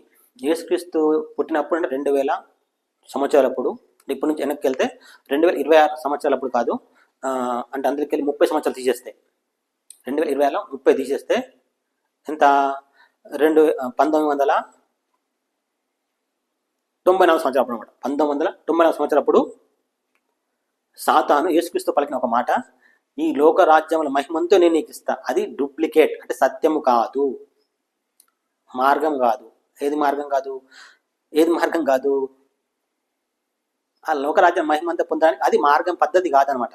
వాడిని మొక్కాల్సింది కాదు. అందుకే అక్కడ యేసుప్రభు అంటాడు, నీ ప్రభు అయిన దేవుని మొక్కి ఆయనను మాత్రమే సేవించ, అది మార్గం. సత్యం ఏమిటిది? ఆయన ఏదైనా ఇస్తే పొందుకోవడం సత్యం. జీవం ఏంటిది? ఆయన మొక్కి పూజిస్తే పరలోకం ఇస్తాడు, అక్కడ కోట్ల సంవత్సరాలు జీవించి ఉంటాం. అంటే ఏ బాధ లేని, ఏ ఇబ్బంది లేని మంచి బ్రతుకునే జీవము అనాలి. ఇక నరకంలో మనిషి బ్రతికే ఉంటాడు, ఎప్పటికీ కోట్ల ఏళ్ళు బ్రతికే ఉంటాడు. కానీ అది ఎల్లప్పుడూ బాధతో కూడిన బ్రతుకు. దాన్ని జీవము అనరు, ఆనందము అనరు. అది జీవం అంటే అర్థం బ్రతికే ఉంటావు ఎప్పటికీ, కానీ బాధలతో ఉంటావు. దాన్ని జీవం అనరు. కొందరు ఎవరైనా రోగంతో వ్యాధితో మంచం మీద పడి ఉంటే వాడిని బ్రతికున్నాడంటారా? చచ్చిన శవంతో సమానం అంటారన్నమాట. బ్రతికినా ఒకటే, చచ్చినా ఒకటే అంటారన్నమాట.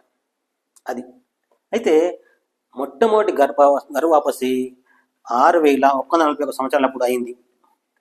మొట్టమొదటి గర్భవాపసి 6141 సంవత్సరాలప్పుడు అయింది. అంటే నేను నా ఉద్దేశం తీస్తున్న డేట్ ఆఫ్ ఇయర్ ఇది. వేరే వాళ్ళ అభిప్రాయం ప్రకారం చెప్తారు. ఇది ఎవరు ఒప్పుకోని అవసరం లేదు. ఇది 6241 సంవత్సరప్పుడు ఆదాం డేట్ ఆఫ్ ఇయర్ అని నేను చెప్తున్నాను. అంటే నేను బైబిల్ క్యాల్కులేట్ చేయడం చేత అట్లా నాకు తేలింది. వేరే వాళ్ళు కూడా దీన్ని ధృవీకరించారు కొందరు. అంతేగాని కానీ భూమి కోట్ల సంవత్సరం మునుపు ఉన్నది. ఆదాం పుట్టక మునిపే కోట్ల సంవత్సరం మునుపు భూమి, సూర్యుడు, నక్షత్రాలు ఉన్నాయి. కేవలం ఇది మనిషి యొక్క చరిత్రను చెప్తున్నాను మీకు. మొట్టమొదటి గర్భవాపసి ఎక్కడ అయిందంటే ఏదైనా తోటలో జరిగింది. మొట్టమొదట గర్భవాపసి ఎప్పుడు జరిగింది, ఎక్కడ జరిగింది? ఎప్పుడు జరిగిందంటే 6140 సంవత్సరం జరిగింది. ఎక్కడ జరిగిందంటే ఏదైనా తోటలోనే జరిగింది. ఏదైనా తోటలోనే వాళ్ళు కొత్త దేవుని సృష్టించుకున్నారు. వాడు అప్పటికే ఉన్నవాడు. ఎవడు? సర్పం. అంటే మనిషి పుట్టకుండా ఉన్నవాడు అనమాట అర్థం. అంతే. యేసుప్రభు అంటాడు, నేను ఉన్నవాడును అనువాడను. ఆయన భూమి కంటే ముందు ముందు ఉన్నవాడు అనువాడు యేసుప్రభు. కానీ వీడు యేసుక్రీస్తు చేత సృష్టించబడినవాడు సర్పం. వాడు ఆదాము వాళ్ళకి ముందు ఉన్నాడు. అది అసలు వాళ్ళు మోసపడిన కారణం ఏంటంటే ఆదాము వాళ్ళకి ముందు ఉన్నందువల్ల వాడు వాళ్ళను సులభంగా మోసం చేయగలిగినాడు. అయితే ఒకప్పుడు ఈ సర్పం అనే వాడు కూడా సాతాను దేవుని యొద్ద ఒక దేవతగా ఉన్నవాడు. కొన్ని లోకాలకు ప్రభువు ఉన్నాడు. మనమున్న భూమి కూడా ఆదాము వాళ్ళు పుట్టముంపు వాడు ఒక దేవత. అందువల్ల వాళ్ళని సులభంగా మోసం చేయగలిగాడు. ఎవరిని? ఆదాము అవ్వలను సులభంగా మోసం చేయగలిగాడు. అప్పుడు వారు ఆదాము అవ్వలు సర్పం లేకుండా సాతాను దేవునిగా చేసుకున్నారు. దేవుని మొక్కడం మానేశారు.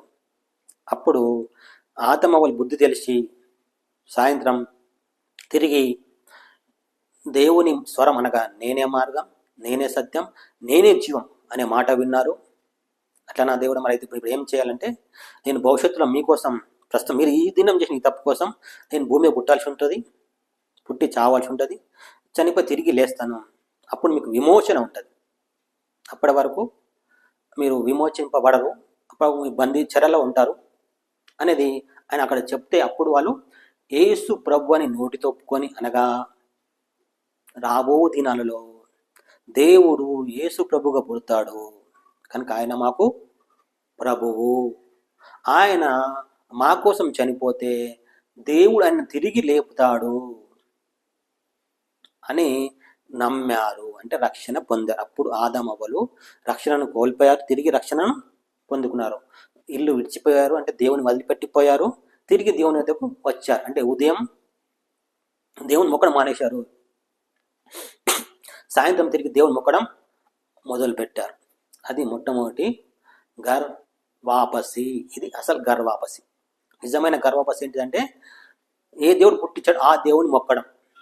ప్రస్తుతం మన దేశం వాళ్ళు కానీ వేరే దేశాల వాళ్ళు కానీ పుట్టించిన దేవుడు ఆయన యేసుప్రభు మొక్కితే అది వాళ్ళు సరైన స్థితిలో ఉన్నట్టు. లేదు ఆయన మొక్కట్లేదు ఇంకా అందరిని మొక్కుతున్నారంటే వాళ్ళు ఏమైపోయారు? ఇల్లు వదిలి అంటే దేవుని వదిలి వెళ్ళిపోయారు. వాళ్ళు గర్వాపసి కావాలి.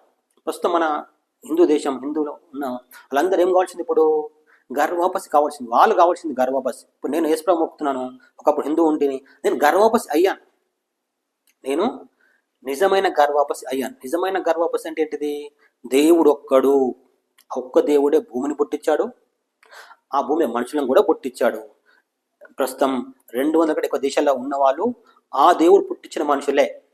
కానీ మన హిందూ మత పెద్దలు పీఠాధిపతులు చెప్తున్నట్టుగా అమెరికా దేవుడు వేరు, ఇండియా దేవుడు వేరు అని చెప్తుంది పచ్చి అబద్ధం. అమెరికా, ఇండియా కాదు, అన్ని దేశాలకు ఒకటే దేవుడు. అది అన్ని దేశాలకు ఒకటే దేవుడు అంటేనే సరైన గర్వాపసి అయినట్టు. కాదు అంటే అది ఇంకా గర్వాపసి కాక ప్రస్తుతం వాళ్ళు బైబిల్ చెప్తుంది వాళ్ళు తోవ తప్పి ఇతరులను తోవ తప్పించడం అంటారు అన్నమాట. స్టార్టింగ్లో నేను మీకు చెప్పాను ఎంతమంది గర్భవాపస్ అయ్యారు, ప్రస్తుతం 3100 సంవత్సరాలప్పుడు గర్భవాపసి అయిన ఓ స్త్రీ అన్నాం.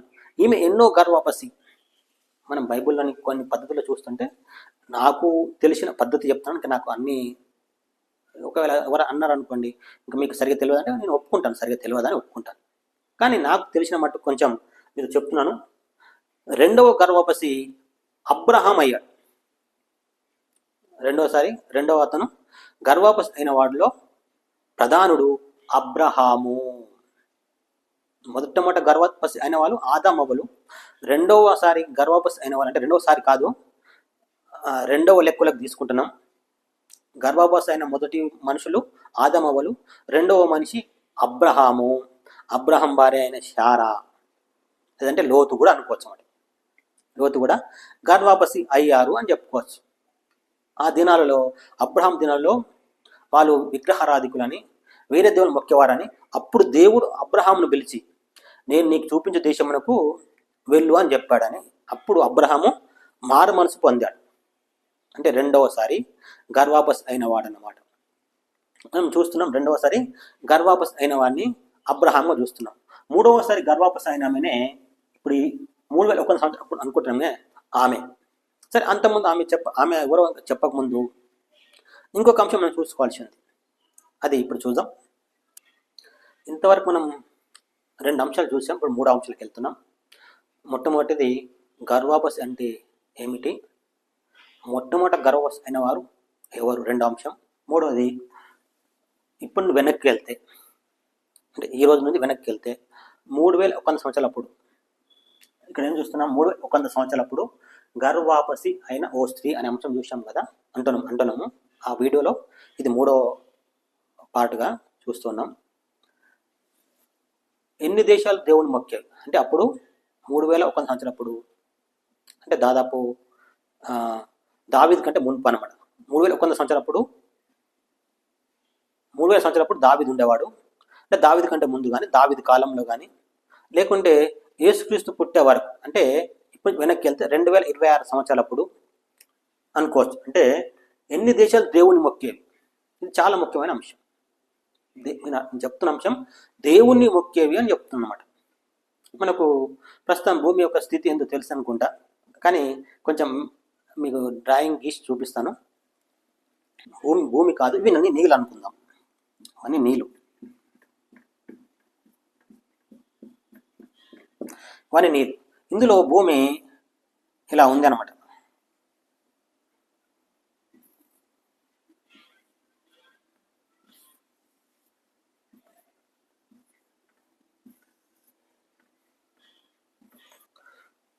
భూమి 7 ఖండాలుగా ఉంది. భూమి 7 ఖండాలుగా ఉంది. మొత్తం నీళ్ళు ఉన్నాయి. నీళ్ళలో భూమి 7 ఖండాలుగా ఉంది. అంటే భూమి కింద మాత్రం ఒకటి ఉంది, మీద మాత్రం ఇలా చిన్న ఒక గడ్డలాగా మనకు కనబడుతుంది. అంటే 3100 సంవత్సరాలప్పుడు 7 ఖండాలు ఉన్నాయి. ఇప్పుడు అవి అన్నీ ఉన్నాయి, అప్పుడు అన్నీ ఉన్నాయి. అందులో ఒక ఖండం అనుకోండి, ఒక ఖండంలో జనాలు ఉండరు. 6 ఖండాల్లోనే జనాలు ఉంటారు. ఎన్ని ఖండాల్లో? 6 ఖండాల్లోనే జనాలు ఉంటారు. అప్పుడు ఇప్పుడు అయినా అంతే. అందులో ప్రస్తుతం మనం ఒక ఆసియా ఖండం అనుకుందాం. ఇది ఆసియా అనుకుందాం. ఇది ఆసియా ఖండం. భూమిని దేవుడు పుట్టించాడంట అంటనా, లేకుంటే నిజమా? దేవుడు భూమిని పుట్టించాడు అనేది నిజంగా తెలుసుకోవాల్సింది నిజమే. అది అందులో మన ఒక ఆసియా ఖండం అప్పుడు ఎన్ని దేశాలు ఉన్నాయో తెలియదు. ఇప్పుడైతే 200 కంటే ఎక్కువ దేశాలు. అప్పుడు ఎన్ని దేశాలు ఉన్నాయో తెలియదు. జనాభా ఇంత లేదు. అప్పుడు 3100 సంవత్సరాలప్పుడు ఇంత జనాభా లేదు.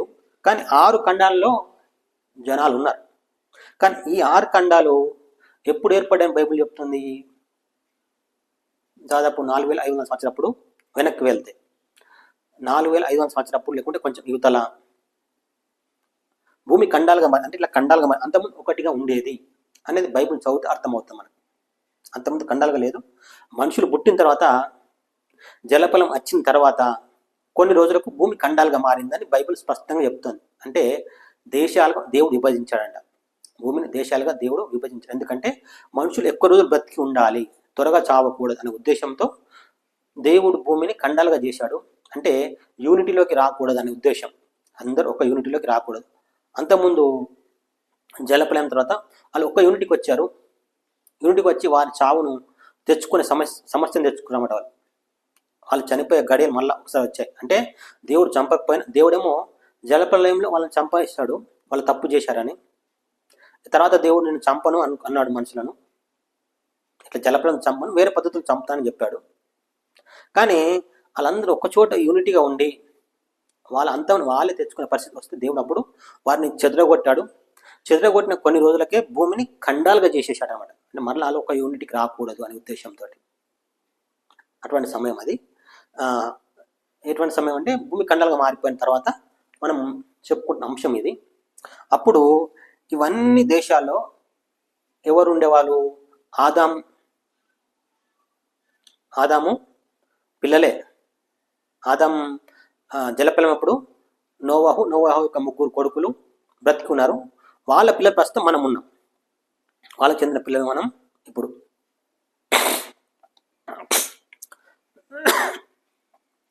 వాళ్ళకి చెందిన పిల్లలు మనం ఇప్పుడు ఉన్నాం. ఇక్కడ చూస్తున్నాం ఆసియా ఖండం, అంటే యేసుక్రీస్తు పుట్టిన ఖండం ఇది. ఈ ఆసియా ఖండంలో ప్రస్తుతం మనం చూస్తున్న ఇజ్రాయెల్ దేశం ఉందన్నమాట. ఈ ఆసియా ఖండంలో ఇజ్రాయెల్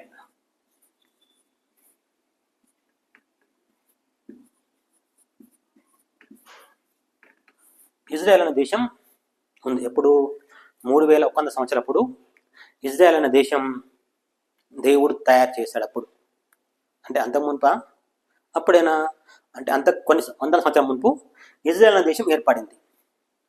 ఎప్పుడు 3600 అంటే 400 సంవత్సరాలప్పుడు 3400 సంవత్సరాలప్పుడు ఇజ్రాయెల్ అనే దేశం ఏర్పడింది.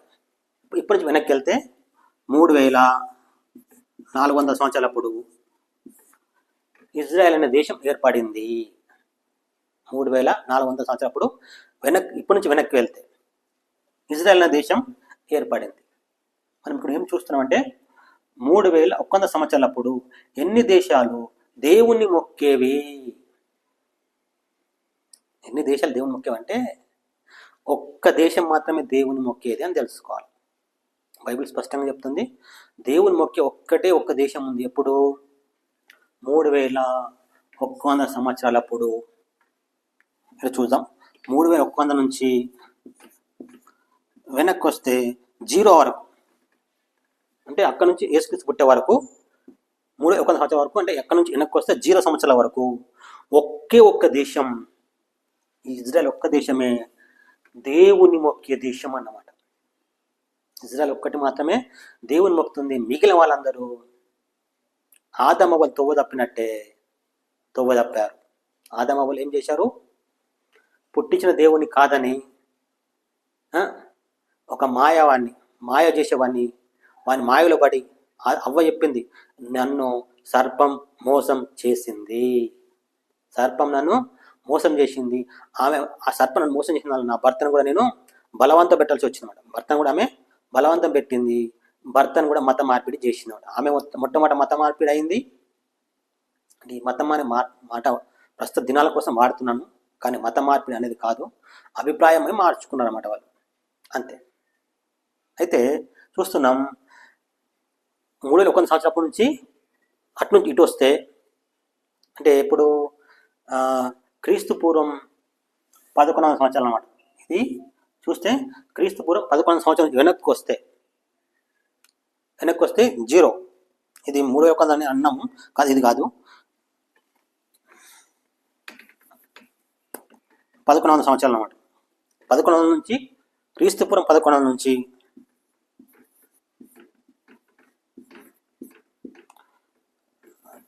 క్రీస్తు వరకు. క్రీస్తు పుట్టినప్పుడు 0 అనుకొని అటు వెళ్ళిపోతున్నాం కనుక క్రీస్తు నుంచి 1100 ముందుకు వెళ్తే, యేసుక్రీస్తు పుట్టినప్పటి నుంచి ముందుకెళ్తే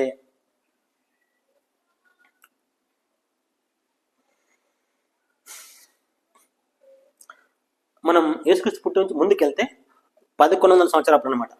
ఈ స్త్రీ గురించి చెప్తున్నాం మనం.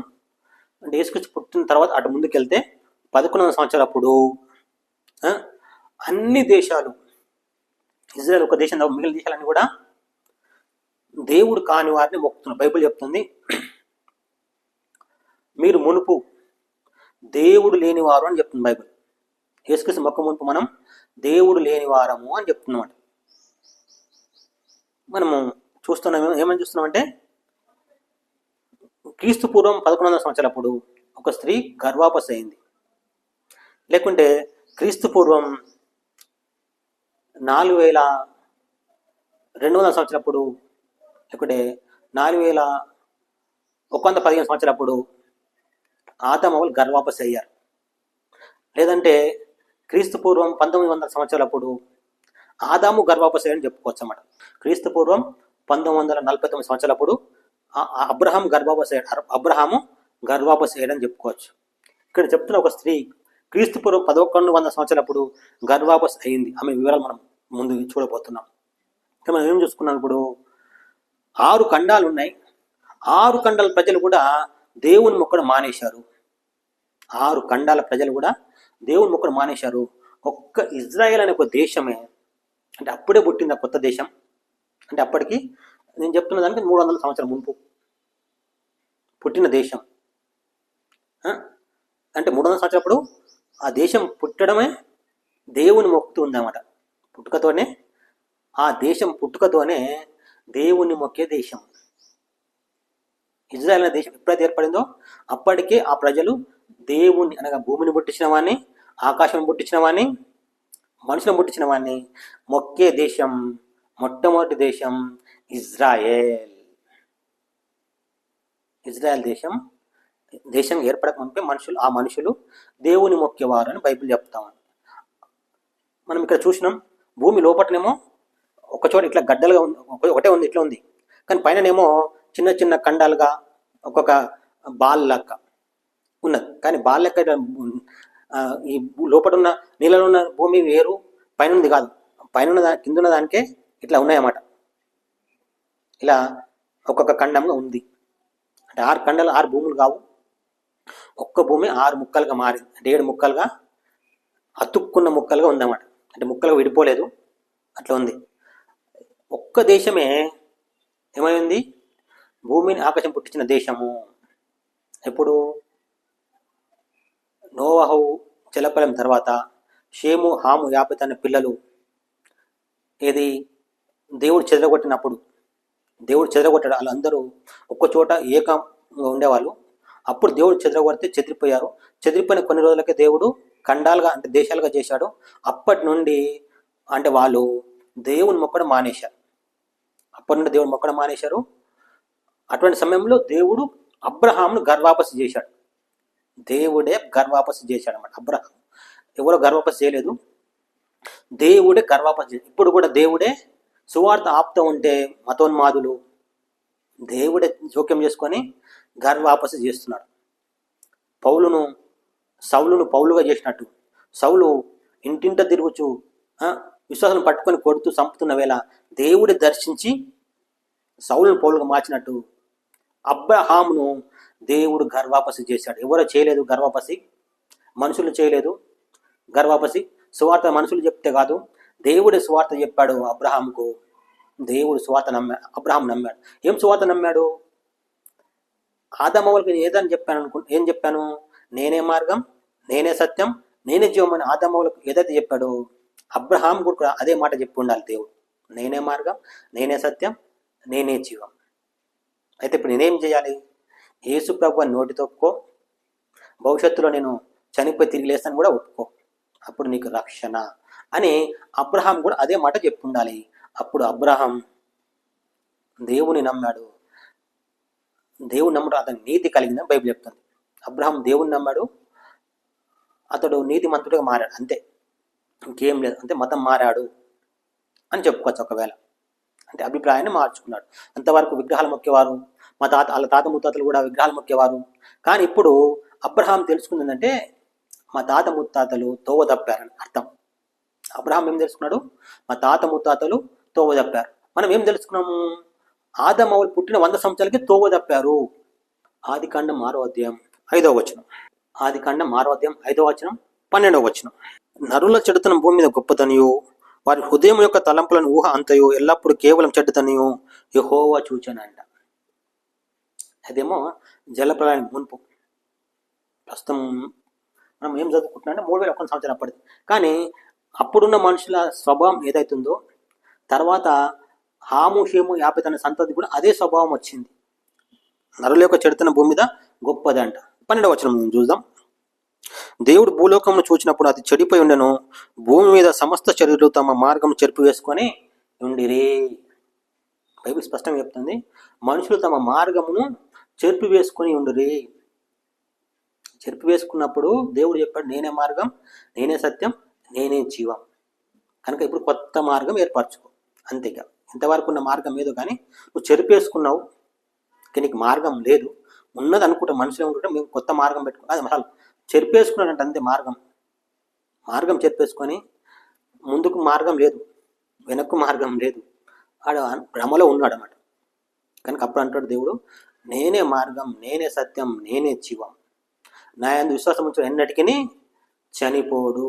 ఎన్నటికంటే 1,000,000 ఏళ్ళు బ్రతుకుంటాడు. అంటే భూమి మీద కాదు, ఈ శరీరంలో ఒక ఆత్మ ఉంది. ఆ ఆత్మకు ఎన్నటికీ చావు లేదు. ఆయన విశ్వాసం ఉంటే సుఖంగా క్షేమంగా 1,000,000 సంవత్సరాలు ఉంటావని అర్థం. సుఖంగా క్షేమంగా 1,000,000 సంవత్సరాలు ఉంటావని అర్థం అన్నమాట. అంటే నేనే సత్యమా, నేనే మార్గం కంటే నేనే జీవం అని ఏ మాట అవుతుందో ఆ మాట 1,000,000 సంవత్సరాలు క్షేమంగా ఉంటావు. అంటే ఏ బాధ ఉండదు, ఏ కష్టం ఉండదు, ఏ రోగం ఉండదు, ఏ చీకు చింత ఉండదు. ఆనందకరమైన జీవితమే జీవము. అంటే నేను విశ్వాసం ఉంటే ఇక అటువంటి స్థితికి చేరుతావు. అంటే బ్రతుకున్నప్పుడు కాదు. కొందరు ఏం చెప్తారంటే తల్లిని సుఖపెట్టినాడు అంటే చిన్నమ్మని సుఖపెట్టిండు అంటారని అంటారన్నమాట. బ్రతుకున్నప్పుడు మనకు సహాయం చేయను, చచ్చిపోయినాక చేస్తాడా? అదే చచ్చిపోయినాక చేయడానికే ఆయన భూమి ఉంచాడు. కానీ చచ్చిపోకముందు మనకు ఒక శత్రువు ఉన్నాడు. ఆ శత్రువు మనకు రకరకాల బాధలు పెడుతూ ఉన్నాడు. వాని నుండి తప్పించుకోవడం మన పని. కనుక వాని చేతిలో పడకుండా ఉండడానికి మనం పద్ధతులు పాటించాలి. చావు అవునన్నా వస్తుంది, కాదన్న వస్తుంది. ఆ చావు ముందే నిర్ణయించబడ్డది దేవుడు. అంటే ఈ భూమిని వదిలిపెట్టి నిజం తెలుసుకొని చనిపోవాలనేది ఉద్దేశం. కానీ మనం ఏదైనా తోటలో చూసిన చావు దేవుడు చెప్పాడు చచ్చిపోతామని చెప్పాడు అన్నా. కానీ అది చచ్చిపోతాం అనే మాట అది కాదు. నన్ను విడిచిపెట్టి ఇంకొకరిని మొక్కుతావు అనేది మాట అర్థం. ఇంకొకరిని మొక్కితే వాని ఆస్తిని, వాని యొక్క అంతస్తులు అన్ని నువ్వు అనుభవిస్తావు. అంటే వానికి ఏదైతే ఉందో అదే అనుభవిస్తావు. నా పరలోకం నువ్వు చేరవు అని అర్థం అన్నమాట. అది అక్కడ చెప్పిన మాట. ఏదైనా తోటలో నువ్వు పండు దినమున నిత్యంగా, నువ్వు పండు తిను దినమున నిత్యం చచ్చిదాం అనే మాట అర్థం ఏంటంటే నన్ను కాదా ఇంకొక దేవుని మొక్కుతావు అని అర్థం. అంతేగాని అదే రోజు ఆదమవులు ఎందుకు సావులే అంటారు కొందరు. అదే రోజు ఆదమవులు ఎందుకు చావలే అంటే ఆత్మీయ అర్థం వేరే, అందుకని వాళ్ళు చావలేదంటే ప్రాణం పోలేదని అర్థం అనమాట. ప్రాణం పోలేదు కానీ వాళ్ళు చచ్చిపోయారు అంటే అర్థం ఏంటంటే వేరే దేవుని ఏర్పరచుకున్నారు. అంటే సర్పమును తమ దేవునిగా వాళ్ళు ఏర్పరచుకున్నారు. అది అక్కడ అర్థం. బైబిల్లో కొన్ని విచిత్రమైన మాటలు ఉంటాయి, వాటి అర్థాలు వేరే ఉంటాయి. మనము ఆ అర్థాలు కాకుండా వేరే అర్థాలు తీసుకుంటే ఇలాగే ఉంటుంది అన్నమాట. సరే, మనం ఇప్పుడు ఏం చూస్తున్నాం? అబ్రహాం గర్వాపసి అయ్యాడు. గర్భపసి అయినప్పుడు ఎట్లా గర్భపసి అయ్యాడంటే నేనే మార్గం, నేనే సత్యం, నేనే జీవం అని దేవుడు చెప్పాలి అక్కడ. ప్లస్ యేసు ప్రభు అంటే నేను భవిష్యత్తులో భూమి మీద పుడతాను. అందుకే అబ్రహాం చూసిండంట, అనుకున్నాడట మరి నేను పుడతానని చెప్పాడు కదా, నేను ఎప్పుడు పుడతాడబ్బా అని చూశాడట. అదే అక్కడ మనం కొత్త నిబంధన చూస్తాం. అబ్రహాము దేవుణ్ణి చూస్తానని అనుకున్నాడు అని యేసు ప్రభు చెప్తాడు. నన్ను చూద్దాం అనుకున్నాడు ఆయన అని యేసు ప్రభు చెప్తాడు. అందుకే అంటే నేను పుడతానని చెప్పినందుకే అబ్రహాము, నేను పాపాల పరిహారం కోసం పుడతానని చెప్పినందుకే అయితే నా కాలంలోనే పుడతాడేమో అని చూసినాడు, ఎదురు చూసినాడు. అబ్రహాం నన్ను చూస్తాను అనుకున్నాడని సద్దుకాయల పరిశుద్ధులతో పరిచయాలతో యేసుప్రభు చెప్తాడనమాట. అప్పుడు అంటారు నీకు 50 ఏళ్ళైనా లేవు కదా నాయన, అబ్రహాం పేరెత్తును అన్నారన్నమాట వాళ్ళు. అబ్రహాం పేరెత్తును నీకు 50 ఏళ్ళు కూడా లేవు కదా అన్నారన్నమాట. అది ఆ ఉద్దేశంతో అప్పుడు అబ్రహాంకి చెప్పాడు ఏమని, నేను పుడతా అని అబ్రహాంకి చెప్పాడు దేవుడు. అప్పుడు ఆయన నమ్మాడు. నీ యొక్క సంతానం ఆకాశం నక్షత్రం చేస్తాంటే అది కూడా నమ్మాడు. అందుకైనా దేవుని చూస్తాడు, ఆయన భూమి పుడితే నేను చూస్తాను అనుకున్నాడంట ఆయన. అది సరే, మనము ఏం చూస్తున్నామంటే మనుషులు మార్గములను చెట్టు వేసుకొని ఉండిరని మనం చూస్తున్నాం వాక్యంలో. మార్గమును చెట్టు వేసుకొని ఉండేది. అదే కాకుండా రోమపత్రికలో మనుషులు ఏం చేశారంట 1వ అధ్యాయంలో ఉంటుంది ఏంటంటే దేవుణ్ణి ఎరిగి కూడా మనుషులు దేవునిగా మహింపరచడంట. దేవుణ్ణి ఎరిగి దేవునికి మహింపరచక చతుష్పద జంతువులు, పురుగులు, పక్షులు ఆ రూపంలో దేవుని మార్చి పూజ చేశారంట. చేస్తే దేవుడు వారి ఏ పద్ధతిలో అయితే తొవ్వ తప్పిరో ఆ తొవ్వకి దేవుడు అప్పగించినట. కనుక వాళ్ళు ఏం చేశారు, దేవుని మొక్కడం మానేసి జంతువులను, పక్షులను, పురుగులను, మనుషులను మొక్కడం మొదలుపెట్టారు. ఎప్పుడు? ఈ కాలంలో మనుషులు దేవుని మొక్కట్లేదు. వాళ్ళ భ్రమలో వెళ్ళిపోయి, ఏం భ్రమ? ఈయన దేవుని లెక్కన ఉన్నాడు, దేవుడే ఈయన దేవుని లెక్కన ఉన్నాడు, దేవుడే అని ఒక భ్రమలోకి వెళ్ళిపోయి మొక్కుతూ ఉన్న సమయం అన్నమాట. ఏది ఇక్కడ చెప్తున్న 3100 సంవత్సరాలప్పుడు గర్భవతి అయిన ఒక స్త్రీ ఆ అంశంకి వెళ్ళిపోదాం. ఇప్పుడు మనం 3 అంశాలు అయితే చూసాం. అందులో ఇవన్నీ ఒక హెడ్లైన్గా 3 చెప్పాం.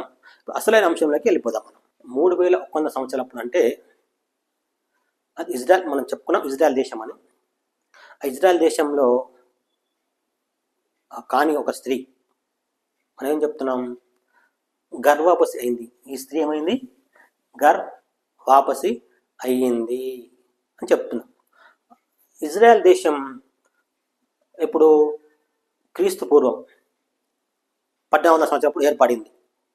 క్రీస్తు పూర్వం 1400 సంవత్సరాలు అంటే 1400 అనుకుందాం అందాలతోటి ఆ ఏరియాలో అప్పుడు ఏర్పడింది. అటు తర్వాత న్యాయాధిపతులు వెళ్తున్నారంట. అప్పుడు ఇజ్రాయెల్ దేశం ఏర్పడిన తర్వాత రాజు లేడు, వాళ్ళకు న్యాయాధిపతులు వెళ్తున్నారంట. మనం చూసుకుందాం. ఆ స్త్రీ పేరు రూతు.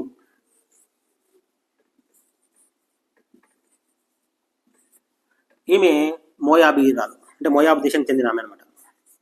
ఈమె దేశం మోయాబు, ఇజ్రాయెల్ దేశం కాదు, మోయాబు. ఎలిమేలెక్ అంటే ఒక ఆయన ఉండేవాడంట. న్యాయాధిపతులు వెళ్తున్న దినాలలో ఉండేవాడు. అంటే 3100 సంవత్సరాలు అన్నాను, కానీ న్యాయాధిపతులు ఎప్పటి నుంచి చేయారంటే క్రీస్తు పూర్వం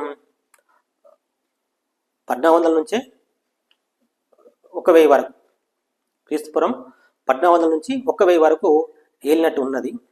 అందులో ఎప్పుడో తెలియదు. మనం ఒక ఉదాహరణ కోసం చెప్పడానికి కానీ 3100 సంవత్సరాలు చెప్పుకున్నాం. అప్పుడే ఉన్నదా లేదా తెలియదు రూతు. కానీ ఆ మధ్యలో న్యాయాధిపతులు వెళ్తూ ఉన్నారు. అప్పుడు రూతు అనేట ఆమె మోయాబు దేశం చెందిన ఒక చక్కటి కన్యక అన్నమాట. ఈమె చక్కటి కన్యక, కానీ ఈమె విగ్రహారాధికురాలు, దేవుని మొక్కే స్త్రీ కాదు. అప్పుడు ఏం చెప్పుకున్నాం ఇంతకుముందు ఒక మూడవ సబ్జెక్ట్లో ఏం చెప్పుకున్నాం, ఎన్ని దేశాలు మొక్కేవి దేవుని అంటే అన్ని దేశాలు దేవుని మొక్కట్లేదు, ఒకే ఒక దేశం దేవుని మొక్కుతా ఉంది అని చెప్పుకున్నాం. అందులో ఈ రూతు కూడా ఈ మోయాబు దేశం ఉండేది. ఈమె ఒక పూజారి అన్నమాట. పండితులు చెప్తారు ఏంటంటే పూజారి, ఒక గుడికి ఈమె పూజారి. మోయాబు దేశంలో ఒక గుడికి పూజారి. ఆమె ఏ గుడికి అయితే పూజారో ఆ దేవత సింహాసనం కూర్చొని ఉండగా ఆమె చేతిలో ఒక పెద్ద పళ్ళెం ఉంటుందంట. ఆ పళ్ళెంలో మంటలు మండుతూ ఉంటాయంట. ఆ పళ్ళెంలో మంటలు మండుతూ ఉంటాయంట. వాళ్ళ దేశ క్షేమం కోసం, కుటుంబాల క్షేమం కోసం కొందరు ఏం చేసేవారంటే పిల్లలను తీసుకొచ్చి ఆ అగ్నిలో వేసేవారంట. అంటే బలి ఇస్తూ ఉన్నాడు. దేశం క్షేమం కోసం, కుటుంబాల క్షేమం కోసం పిల్లలను బలి ఇస్తుండేవారంట. అటువంటి ఆ దేవత యొద్ద ఈమె పూజారి. ఇటువంటి సమయంలో, పూజారి ఉన్న సమయంలో ఎలిమేలెక్ అనే ఒక కుటుంబం ఆ దేశంలో, ఇజ్రాయెల్ దేశాన్ని కరువుబడగా వాళ్ళు ఈ మోయాబు దేశానికి వలస పోయారనమాట. అంటే బ్రతకడానికి పోయారు. ఈ రూతు ఉన్న ఊరికి ఆ దేశంలో ఆ ఊరికి బ్రతకడానికి పోయారు. ఎవరు? ఎలిమేలెక్ అనే ఒక కుటుంబం. ఎలిమేలు కొడుకుల పేరు మహ్లోను, కిలియోను. మహ్లోను, కిలియోను అనే 2 కొడుకులు ఉంటారు వాళ్ళకు. వాళ్ళు పోయారు. అందులో ఒకడు, ఇప్పుడు 2. ఈమె ఎక్కడ గుడి దగ్గర పని చేస్తుందో పూజారిగా, ఆ ప్రాంతంలో పని చేయడానికి వీళ్ళు వెళ్ళారనమాట. అప్పుడు అందులో ఒకడు మహ్లోను అయి ఉండొచ్చు, లేకపోతే కిలియోను అయి ఉండొచ్చు. ఈమెకు సువార్త చెప్పాడనమాట. ఈమెకు ఏం చెప్పాడు? సువార్త అంటే సువార్త కాదు, ఏదో మాటల మధ్యలో సందర్భంలో చెప్పాడు. మేము భూమిని ఆకాశమును దాని మీద మనసును పుట్టించే దేవుని మొక్కువారము. అది అంటే ఏం చెప్పాడన్నమాట అక్కడ? యేసు ప్రభు నోటి తప్పుకొని దేవుడి ముద్రను లేపును అని నమ్మితే మనం స్వర్గానికి వెళ్తాం. ఇటువంటి వాటి వలన ఏమి రాదు. ఎటువంటి వాటి వలన? విగ్రహాల మొక్కుతూ పిల్లలను బలిస్తుంటే మనకు మోక్షం దొరకదు, పుణ్యం దొరకదు అని సువార్త చెప్పి ఉండాలి. అక్కడ అంత లేదు, ఏమి లేదు. మనం కల్పిస్తున్నాం అనుకుందాం, కేవలం కల్పిస్తున్నాం అనుకుందాం. సరే, ముందు వచనాలు చూస్తే మనకు అర్థమవుతుంది అనుకుందాం. అప్పుడు ఈమె ఏం చేసిందంటే ఈ మహ్లోన్నో లేదా కిల్యోన్నో ఎవరినో ఒకరిని పెళ్లి చేసుకుంది. అంటే ఎలిమేలకు కోడలుగా మారిపోయింది. ఏమైంది? ఈమె రూతు ఎలిమేలకు కోడలుగా మారిపోయింది. అట్టెట్లా మారిపోతుంది? సులభంగా ఒప్పుకొని ఉంటారా? వీళ్ళ మతం వేరు, వాళ్ళ మతం వేరు. వీళ్ళేమో వీళ్ళకు పిల్ల కావాల్సింది, మంచి చక్కగా ఉంది, అందంగా ఉంది, మంచి గుణాలు ఉన్నాయి కనుక వీళ్ళు చేసుకోవడానికి అవసరం అనుకుంటారు. మొత్తానికైతే ఆడపిల్లని చేసుకుంటే పర్వాలేదనే ఉద్దేశంతో ఎవరినైనా సరే ఉద్దేశంతో చేసుకున్నారు అనుకుందాం. కానీ ఇచ్చేటోళ్ళైతే ఇవ్వరు కదా. వాళ్ళు వేరు, వీళ్ళు వేరు. వాళ్ళు బ్రతకనీకి వచ్చారు. ఎప్పుడు ఎన్ని రోజులు ఉంటారో తెలియదు, ఎప్పుడు వెళ్ళిపోతుందో తెలియదు. అటువంటి సమయం అనమాట. కానీ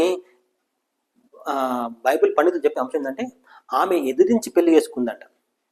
ఎదిరించి ఆమె ఇవ్వము, మేము మా అమ్మాయిని ఇయ్యమండి అంటే కూడా ఆమె ఎదిరించి లేచిపోలేదు, పెళ్లి చేసుకుంది అని పండితులు చెప్తారు. అట్టెట్లా ఎదిరించి పెళ్లి చేసుకుంటుంది అంటే ఎలిమేల కొడుకు అయిన మహ్లోను లేదా కిల్యోను చెప్పాడు, మేము చనిపోయినాక కోట్ల సంవత్సరాలు బ్రతికి ఉంటాం, క్షేమం కలిగి ఉంటాం.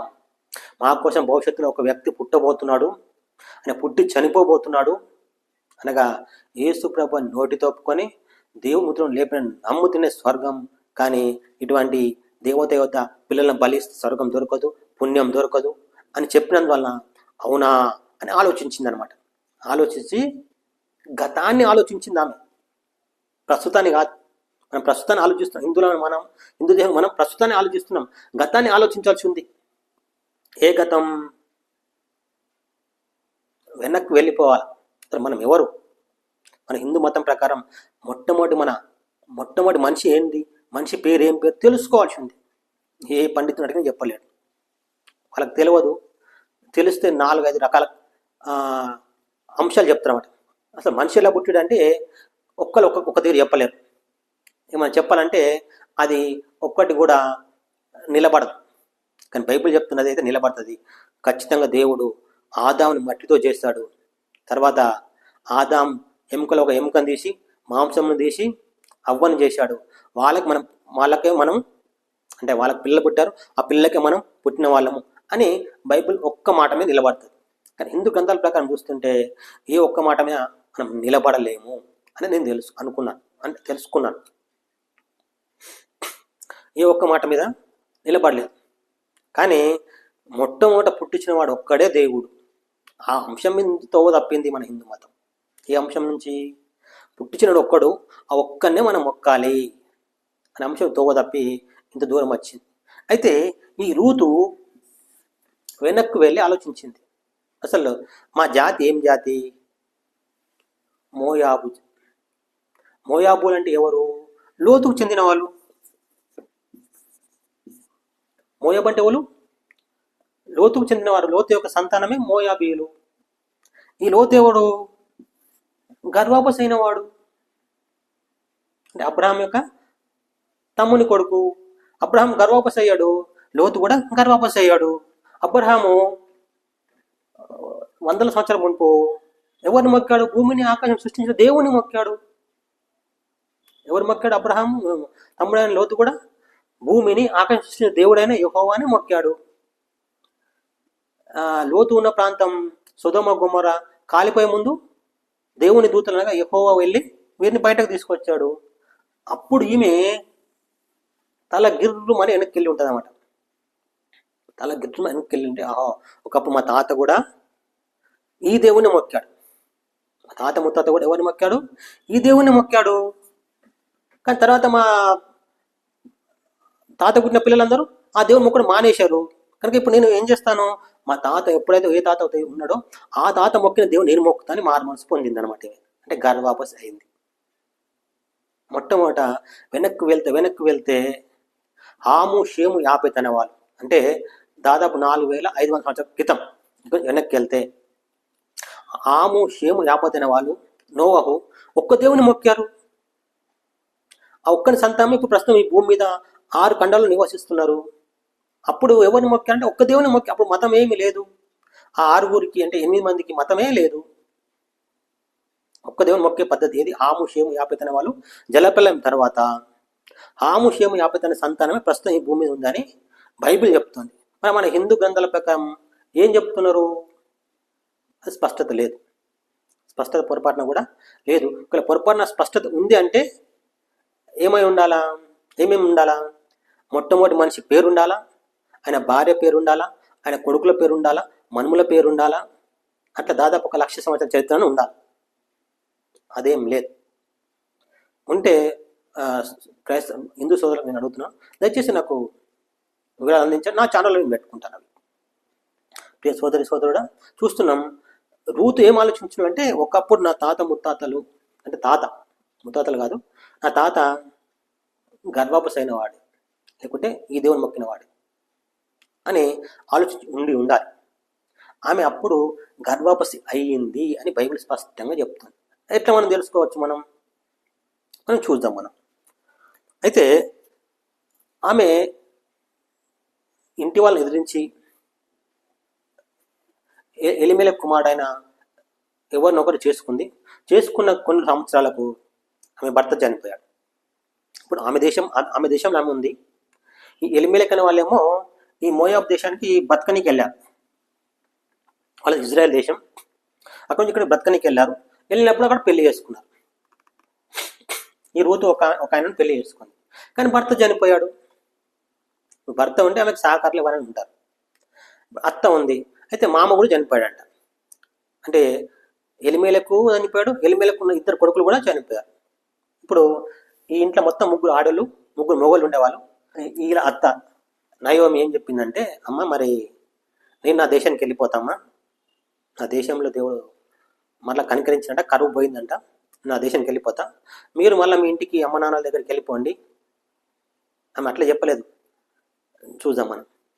మీరు వెళ్ళిపోయి పెళ్లి చేసుకుని పిల్లగా అని చెప్పిందన్నమాట. సరే చూద్దాం మనం. మొదటి రూతు గ్రంథం 1వ అధ్యాయము 15వ వచనం. ఈ వచనం చాలా ముఖ్యంగా గమనించాల్సింది క్రైస్తవ సోదరులు. గర్వాపసి అని ఎవరైనా మీ దగ్గరకు వస్తే చెప్పాల్సింది, మేము ఒకప్పుడు, అంటే మా తాత ముత్తాత ఆదాం అవ్వల్ వాళ్ళ సంతానమే. ఒకవేళ మన హిందూ గ్రంథాల ప్రకారం పుట్టిన మనుషుల చరిత్ర తీసుకురండి అని అడగండి. హిందూ మతం ప్రకారము మొట్టమొదటి మనుషుల చరిత్ర చూసుకురండి. ఎంతమంది దేవుని మనం ముట్టించారు, మనం ఎవరిని మొక్కాలి. తొవ్వ తప్పిపోయిన వాళ్ళు చాలామంది ఉన్నారు, వారిని అనుసరించాల్సింది. మొట్టమొదటి ఎవరిని మొక్కారు మనుషులు, వారిని మనం మొక్కాల్సింది. అటువంటి చరిత్ర ఏమంటే తీసుకురామని అడగాలి. ఇక్కడ మనం చూస్తున్నాం 1వ అధ్యాయం 15వ వచనం. అప్పుడు నయోమి అన్నదంట, ఇదిగో రూత్ తోటి అన్నది, ఇదిగో నీ తోడి కోడలు తన జనుల యొద్దకును తన దేవుని యొద్దకును తిరిగిపోయినదే. ఏమన్నదామే? తన జనుల యొద్దకు తన దేవుని యొద్దకు. అంటే మా దేవుడు వేరమ్మా, మన దేవుడు వేరు. ఇప్పుడు ఆమె వెళ్ళిపోయింది. ఇంతకుముందేమో మన దేవుడు మొక్కింది, ఇప్పుడు ఆమె తన దేవుని యొద్దకు వెళ్ళిపోయింది అని చెప్తున్నామండి. ఇక్కడ మన అర్థమవుతుంది ఏంటంటే, మీ మొక్కే దేవుడు వేరు, ఆమె జనులు అంటే అమ్మ నాన్న మొక్కిన జనులు దేవుడు వేరు. కనుక ఆమె వెళ్ళిపోయింది కనుక నువ్వు నీ దేవుని యొద్దకు వెళ్ళిపో తిరిగి అన్నది. ఇప్పుడు విషాదంతో ఉన్నారు. ముగ్గురు ఇంట్లో మగ దిక్కు లేకుండా అయిపోయిందో, ఎంత ఘోరం చెప్పండి. దేవుని మొక్క కుటుంబంలో ఇటువంటిది జరిగితే ఏమంటాం మనం? వాడెందుకు, ఆ దేవుడు ఎందుకు అంటారన్నమాట. ఆ దేవుడు ఎందుకండి? ఇక ఆ దేవుడు కాపాడినోడు ఎందుకు? ఇప్పుడే చూడనోడు చచ్చిపోయిన చూసండి నేను నమ్మాలా అని అంటారన్నమాట. అదే నమ్మాల్సింది, ఖచ్చితంగా నమ్మాలి. దాని కొరకు నువ్వు ఏ పద్ధతిని పాటించి నిజం తెలుసుకోవాలి. ఎందుకు మనిషికి ఈ శరీరం వదిలిపెట్టే అవసరం వస్తుంది అని. కానీ శరీరం వదిలిపెట్టతోనే అయిపోవట్లేదు మనిషి బ్రతుకు, కోట్ల సంవత్సరాలకు వెళ్ళిపోతుంది. అసలు ఆ జీవితం కోసం ఈ జీవితాన్ని ఖర్చు చేయాలి మనిషి. 15వ వచనంలో, ఇదిగో నీ తోడి కోడలు తన జనుల యుద్ధకును తన దేవుని యుద్ధకును తిరిగిపోయినదే, నీవును నీ తోడి కోడలు వెంబడి వెళ్ళుమనెను. తన దేవుని యుద్ధకు వెళ్ళిపోయింది అంటే ఈ దేవుని మొక్కడం మానేసింది అర్థం అనమాట. ఆమె ఏం చేసిందిగా, ఆమెకు ఏమీ లేదు, పెళ్లి చేసుకుంది, ఉంటే బాగుంటాం అనుకుంది, చనిపోయాడు. కనుక ఇప్పుడు అలా అత్తమ్మడి వెళ్తే ఇక మరలా పెళ్లి ఛాన్స్ లేదు, అక్కడికి వెళ్ళిపోయింది. సరే పెళ్లి ఛాన్స్ లేకపోతే ఇంకోని చేసుకోవచ్చు. కానీ తన దేవుని యుద్ధకు కూడా వెళ్ళిపోయిందంట. అంటే గర్వాపసి అయిందన్నచ్చా లేకుంటే ఏమనొచ్చు ఈమెను అంటే గర్వాపసి అనే అంశం ఏం తెలియదు అనమాట. పెళ్లి చేసుకుంది అంతే. కానీ ఇక్కడ ఈమె చెప్తున్న అంశం ఏంటంటే తన దేవుని యుద్ధకు కూడా వెళ్ళిపోయింది. అంటే ఇప్పుడు ఈయనను మొక్కింది, ఇప్పుడు నాకు మంచిగా అనిపించలేదు, తిరిగి మళ్ళా నా తల్లిదండ్రులకు వెళ్తాను, నా దేవుణ్ణి మొక్కుతాను. అంటే ఈ ఇంటిలోకి వచ్చిన తర్వాత ఈమె ఈ దేవుణ్ణి మొక్కి ఉండాలి, అత్తమ్మ మొక్కిన దేవుణ్ణి, మొగుడు మొక్కిన దేవుణ్ణి మొక్కి ఉండాలి. కానీ ఇప్పుడు నాకు అవసరం లేదు, ఆ దేవుడు నాకు మంచి చేయనప్పుడు నేను ఎందుకని వెళ్ళిపోయింది. కానీ రూతు ఎందుకని చెప్పాము, ఆమె ఒక సత్యం తెలుసుకుందని చెప్పాం. అలా తాత లోతు అని, ఆ లోతు ఒక్క దేవుణ్ణి మొక్కేవాడని. కనుక ఇప్పుడు ఏమైంది, ఆ ఒక్క దేవుని మొక్కే అబ్బాయిని చేసుకుంది, అత్తగారింటికి వచ్చింది. కనుక ఇప్పుడు ఏం ఇబ్బంది లేకుండా. కానీ ఇప్పుడు ఏమైంది, ఆమెకు ఊళ్ళు సహకారం లేరు. అలా అత్తనేమో ఊరికి వెళ్ళిపోతుంటుంది. తర్వాత మళ్ళీ ఆమె భవిష్యత్తు అంధకారమే. అప్పుడు నయోమి అంటది, అమ్మ నేను మళ్ళీ పిల్లలు కనేటట్టు లేను, కనుక నువ్వు వెళ్ళిపోయి మీ ఊరికి వెళ్ళిపోవడం కాదు, నీ దేవుని యొద్ద కూడా వెళ్ళిపో అని చెప్పింది. చెప్తే ఆమె ఏమన్నది చూద్దాం. 16వ వచనం, అందుకు రూతు, నా వెంబడి రావద్దనియో నన్ను విడిచిపెట్టుమనియో నన్ను బతిమాలుకునవద్దు, నీ వెళ్ళు చోటికి నేను వచ్చేదను, నీవు నివసించే చోట నేను నివసించదను, నీ జనమే నా జనము, నీ దేవుడే నా దేవుడు అంటుంది. నీ దేవుడే నా దేవుడు. అది మనుషులు రావాల్సింది, దేవుడే దేవుడు, అందరూ కాదు, వేరే వాళ్ళతో నాకు సంబంధం లేదు అనే స్థితి రావడమే గర్వాపసి అంటారన్నమాట. ఏంటి గర్వాపసి అంటే, మనం పుట్టించిన వాడు ఒక్కడు, ఆ ఒక్కడు ఎవడో వాడిని మొక్కుతాం, అందరినీ కాదు. మహా మేధావులు అయి ఉండొచ్చు, ఎంతెంతో మేధావి అవ్వచ్చు, వాడు తోవ తప్పిపోతే నేను వాడెంబట వెళ్ళను. వాళ్ళు తప్పుదోవ నడుస్తున్నప్పుడు నేను వాడెంబట వెళ్ళను. నేను కూడా ఆలోచించాను, దేవుడు ఒక్కడు అంటున్నారు, అందరిని ఎందుకు మొక్కుతున్నారు అనేది విచారించి వెతికి పరిశోధిస్తే వాళ్ళు తోవ తప్పారు అనేది నాకు అర్థమైంది. వాళ్ళు తోవ తప్పారు కనుక అప్పుడు నేను మరలా గర్వాపసి అంటే పుట్టించిన దేవుని మొక్కడానికి మొదలుపెట్టాను. ఇప్పటికి 31 సంవత్సరాలు అవుతుందన్నమాట. యేసుప్రభు మొక్కడు నేను ఇప్పటికీ 31 సంవత్సరాలు అవుతుంది. ఇదే సరైన గర్వాపసి అంటే పుట్టించిన దేవుని మొక్కడం, అందరినీ కాదు. మస్తు మంది ఉంటారు సహకారులు. ఇప్పుడు పెళ్లి చేసుకున్న ఒక స్త్రీ, అందరూ సహకారులు ఉంటారు, అందరితో కాపురం చేయదు, అందరు మొగలు అనుకోదు. ఇప్పుడు ఎంతోమంది చుట్టుపక్కల ఊర్లో అదే వీధిలో మగవాళ్ళు ఉంటారు, అందరు మొగలు అనుకోదు, అందరు సహకారాలు తీసుకుంటారు. కానీ కాపురం మాత్రం చేసి ఒక్కరితోటే చేస్తారు, అందరితో చేయదు. మొక్కడం అంటే అందరిని మొక్కడం కూడా తప్పు. అది కాపురం చేస్తే ఒక స్త్రీ అందరితో కాపురం చేసినట్టే అనుకునే స్థితిలో మన అభిప్రాయాలు మార్చుకోవాల్సి ఉంది. మనం చూస్తున్నాం, ఏమన్నది, నీ దేవుడే నా దేవుడు, నీ జనమే నా జనం. నీవు ఎక్కడ చచ్చిపోతా నీవు కూడా అక్కడనే చచ్చిపోతా, నేను ఎక్కడ పాతిపెడతా అక్కడ నా శవం కూడా ఉంటుంది. నాకు పెళ్లితో సంబంధం లేదు, పెళ్లి అవుతుందా కాదా అనే ఆలోచన అవసరం లేదనమాట. ఏమన్నది నయం ఏమన్నది, నాకు మళ్ళీ పిల్లలు పుట్టారమ్మా, పిల్లలు పుట్టిదాకా ఆగుతారా మీరు? నేను పెళ్లి చేసుకుంటే పిల్లలు పుడతారా? పిల్లలు పుట్టి వాళ్ళు పెద్దగా అయ్యేదాకా మళ్ళీ ఉంటారా? నువ్వు వెళ్ళిపో అమ్మా, నీ దేవుని దగ్గరికి వెళ్ళిపో, నీ జనుల దగ్గరికి వెళ్ళిపో, పెళ్లి చేసుకుని పిల్లలు కనమని చెప్పింది. ఏమన్నది, నాకు పిల్లలు అవసరం లేదు, పెళ్లి అవసరం లేదు, నాకు కావాల్సింది నీ జనులతో సహవాసం. ఎవరితో సహవాసం? నీ జనులతో నాకు సహవాసం కావాలి, నీ దేవుడు నాకు కావాలి. అందుకే మొక్కాను, అందుకే ఈ గుడిలోకి వచ్చాను. అంతేగాని నాకు ఆస్తిపాస్తులు ఇస్తాడు, అన్ని మంచిగా చేస్తాడు, కోరిందాలు ఇస్తాడు అని నీ గుడి ఈ దేవుని వద్దకు నేను రాలేదు. చాలామంది ఇస్తేనేమో దేవుడు అంటున్నారు, ఇవ్వకపోతే దేవుడు కాదంటున్నారు అన్నమాట. కొన్ని రోజులు చర్చకు వచ్చినప్పుడు మంచిగా అనిపిస్తుంది, తర్వాత మంచిగా అనిపించలేదు అనుకోండి, ఆ దేవుడు ఏం దేవుడు అని మళ్ళా తిరిగి వాపసు వెళ్ళిపోతున్నారు. అంటే వాళ్ళు సరైన గర్వాపసి కాలేదు, అంటే మారు మనసు పొందలేదు. అందుకే బైబిల్ చెప్తుంది మారు మనసు పొందుడి, మారు మనసు పొందండి, అంటే మనసు మార్చుకోండి. ఏ విషయంలో మార్చుకోవాలి? దేవుడు ఒక్కడు అనే అంశంలోనే మనసు మార్చుకోవాల్సి ఉంది. దేవుడు ఒక్కడు, ఒక్కనే పూజించాలి అనే అంశంలోకి రావాలి. మనం చూస్తున్నాం 3001 సంవత్సరాలప్పుడు గర్భవతి అయిన ఒక స్త్రీ, ఆమెనే యూతు, స్పష్టంగా చెప్తున్నాం. అలా అప్పుడు 3001 సంవత్సరాలప్పుడు అన్ని దేశాలు దేవుని మొక్కే దేశాలు కావు, ఒకే ఒక దేశం ఇజ్రాయెల్ దేశం. ఆమెకు తెలిసింది ఏంటంటే ఇజ్రాయెల్ దేశం చెందిన ఎలిమేల కుటుంబం ఒక్క దేవుని మొక్కే కుటుంబము. ఆ ఊర్లో ఒక్క కుటుంబం ఉంది. ఆ ఒక్క కుటుంబం వాని కొడుకును పెళ్లి చేసుకుంది. పెళ్లి చేసుకున్నా కూడా మంచిగా అనిపించలేదు. మంచిగా అనిపించకపోతే పుట్టించిన దేవుని మానేస్తారా? మారిపోతాడా? దేవుడు మారిపోతాడా అండి? మేలు చేయకపోతే దేవుడు ఎట్లా మారుతాడు?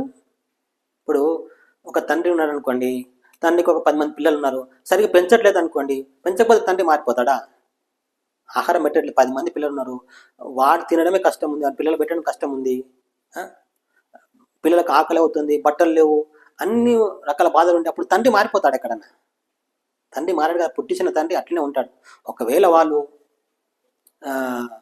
ఎవరైనా పెంచుకుంటామంటే వాడు వెళ్ళిపోయారు అనుకోండి, కానీ తండ్రి కన్న తండ్రి అయితే మారాడు కదా. పెంచుకున్న తండ్రి ఉంటాడు, అది తప్పేం కాదు. పెంచుకున్న తండ్రి అయితే వెళ్ళొచ్చు. కానీ అసలు వాడు నాకు తండ్రే కాడు అనడమే తప్పు.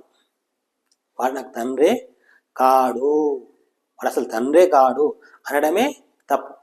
అయితే పెంచుకున్న పద్ధతి వేరు, కానీ మనస్పర్ధలు వచ్చి నువ్వు నాకు తండ్రివి కాదని వెళ్ళిపోయి ఇంకోని యొద్దకు చేరడమే తప్పు.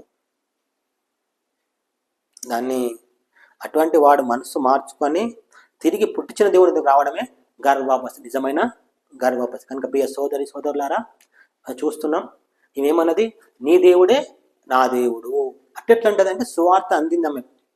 ఏంటి సువార్త? నేనే మార్గం, నేనే సత్యం, నేనే జీవం. అట్టెట్లంటాడండి అంటే అవును అనొచ్చు. నేనే నీకు మొగన్ని, నేనే నీకు అన్ని అని మొగడు కట్టుకున్నవాడు అంటాడు. అట్టెట్లంటాడంటే తప్పు. అంటే దాన్ని ఏమంటారు? నేనేరా నీకు తండ్రిని అంటే తప్పు అవుతుందా? ఎక్కడన్నా వేరే వాళ్ళని పట్టుకొని నేను కూడా నీకు తండ్రి అంటే తప్పు అవుతుంది. ఒకవేళ వేరే వాళ్ళని ఆయన పుట్టిన పట్టుకొని నేనే తండ్రిని అంటే అది తప్పు అవుతుంది. అంతేగాని తాను కన్నవాడిని పట్టుకొని నేనే నీకు తండ్రి అంటే తప్పు ఎట్లా అవుతుంది? ఈ భూమిని పుట్టించిన వాడు ఒక్కడు, ఆ ఒక్కడు అందరితో అనొచ్చు. మనుషులను పుట్టించినాడు కనుక నీకు అందరు, నేను ఒక్కరిని దేవుణ్ణి అంటే అది తప్పు కాదు. కానీ నువ్వు ఎదిరిస్తున్నావు, అదే తప్పు. నీది నువ్వు ఎదిరిస్తే అది తప్పు. ఆయన ఎట్లయితే నాకు దేవుడు? ఒకవేళ తెలుసుకో, ఒకవేళ కాదంటే తెలుసుకో, చెప్పు నువ్వు కాదు అని ఇంకొకటి పుట్టించాడు ఈ భూమి మీద అంటే అది అక్రమం అవుతుంది.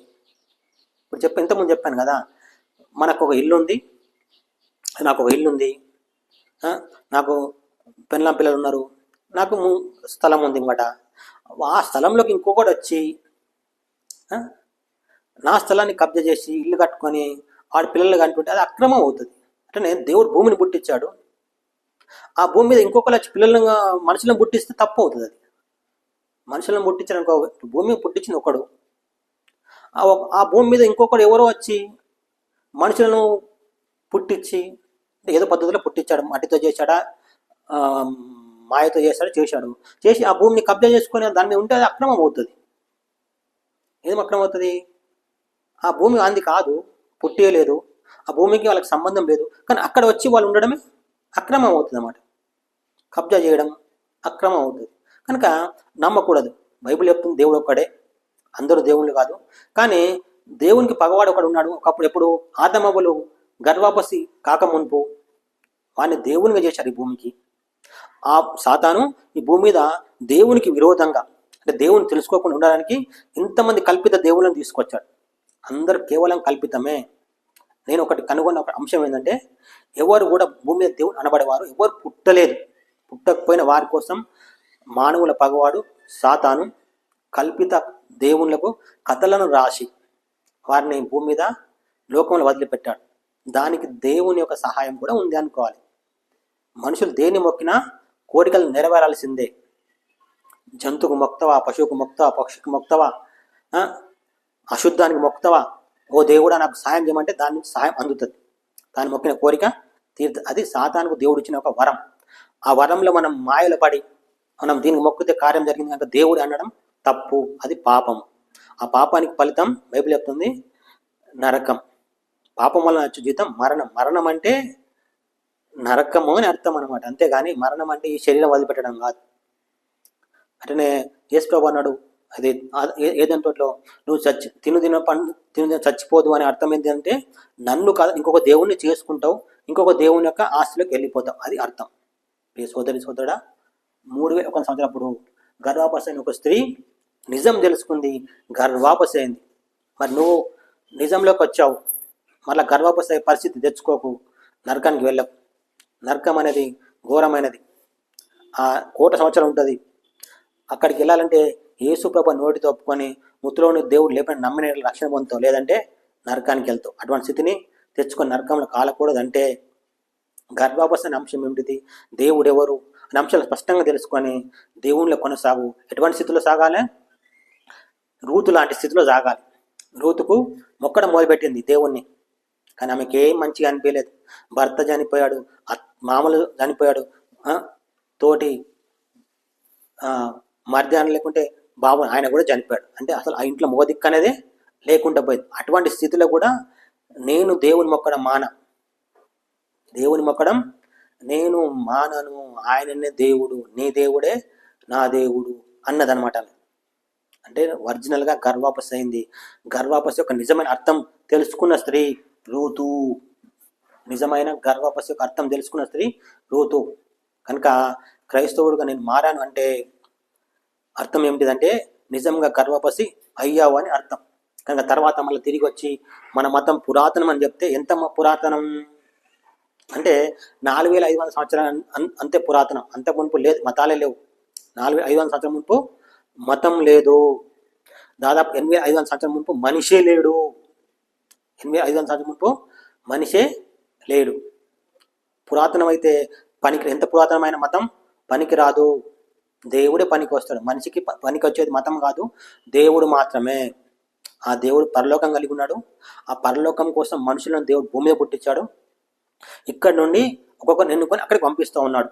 అసలు అది నిజం ఏమిటంటే మనుషులను ఎన్నుకుంటాడు, స్వార్థ చెప్పి చెప్తున్నాడు, నా వైపు తిరుగుడి అని చెప్తా ఉన్నాడు. సోదరుడా, మరి ఎటువంటి స్థితిలో ఉన్నావు? నీ ఆత్మీయ స్థితిగతులు ఏమున్నాయి? రూతు లాంటి పరిస్థితులు ఉంటే నువ్వు ఎలా సాగాలంటే రూతులాగా సాగాలి. రూతు అన్నది ఉన్నదంతా పోయింది, ఉంచుకున్నదంతా పోయింది, కానీ ఈ దేవుడే నా దేవుడు, ఈ దేవుడే నా దేవుడు, యేసు ప్రభువే నా దేవుడు, కానీ వీళ్ళు కాదు అనే విషయంలో ఆమె గట్టి నిర్ణయంతో సాగింది. కనుక నువ్వు కూడా మంచి నిర్ణయం సాగుదుగాక. దేవుడి కొన్ని మాటలు దీవించును గాక. ఆమేన్. ఇంతవరకు ఓపికతో విన్నందుకు మీకు అందరికీ కృతజ్ఞతలండి. ఇంతవరకు నా ఛానల్ సబ్స్క్రైబ్ చేసుకోకపోతే దయచేసి సబ్స్క్రైబ్ చేసుకోండి, లైక్ చేయండి, షేర్ చేయండి. ఇంకా లేటెస్ట్ వీడియోల కోసం బెల్ ఐకాన్ మీద క్లిక్ చేయండి.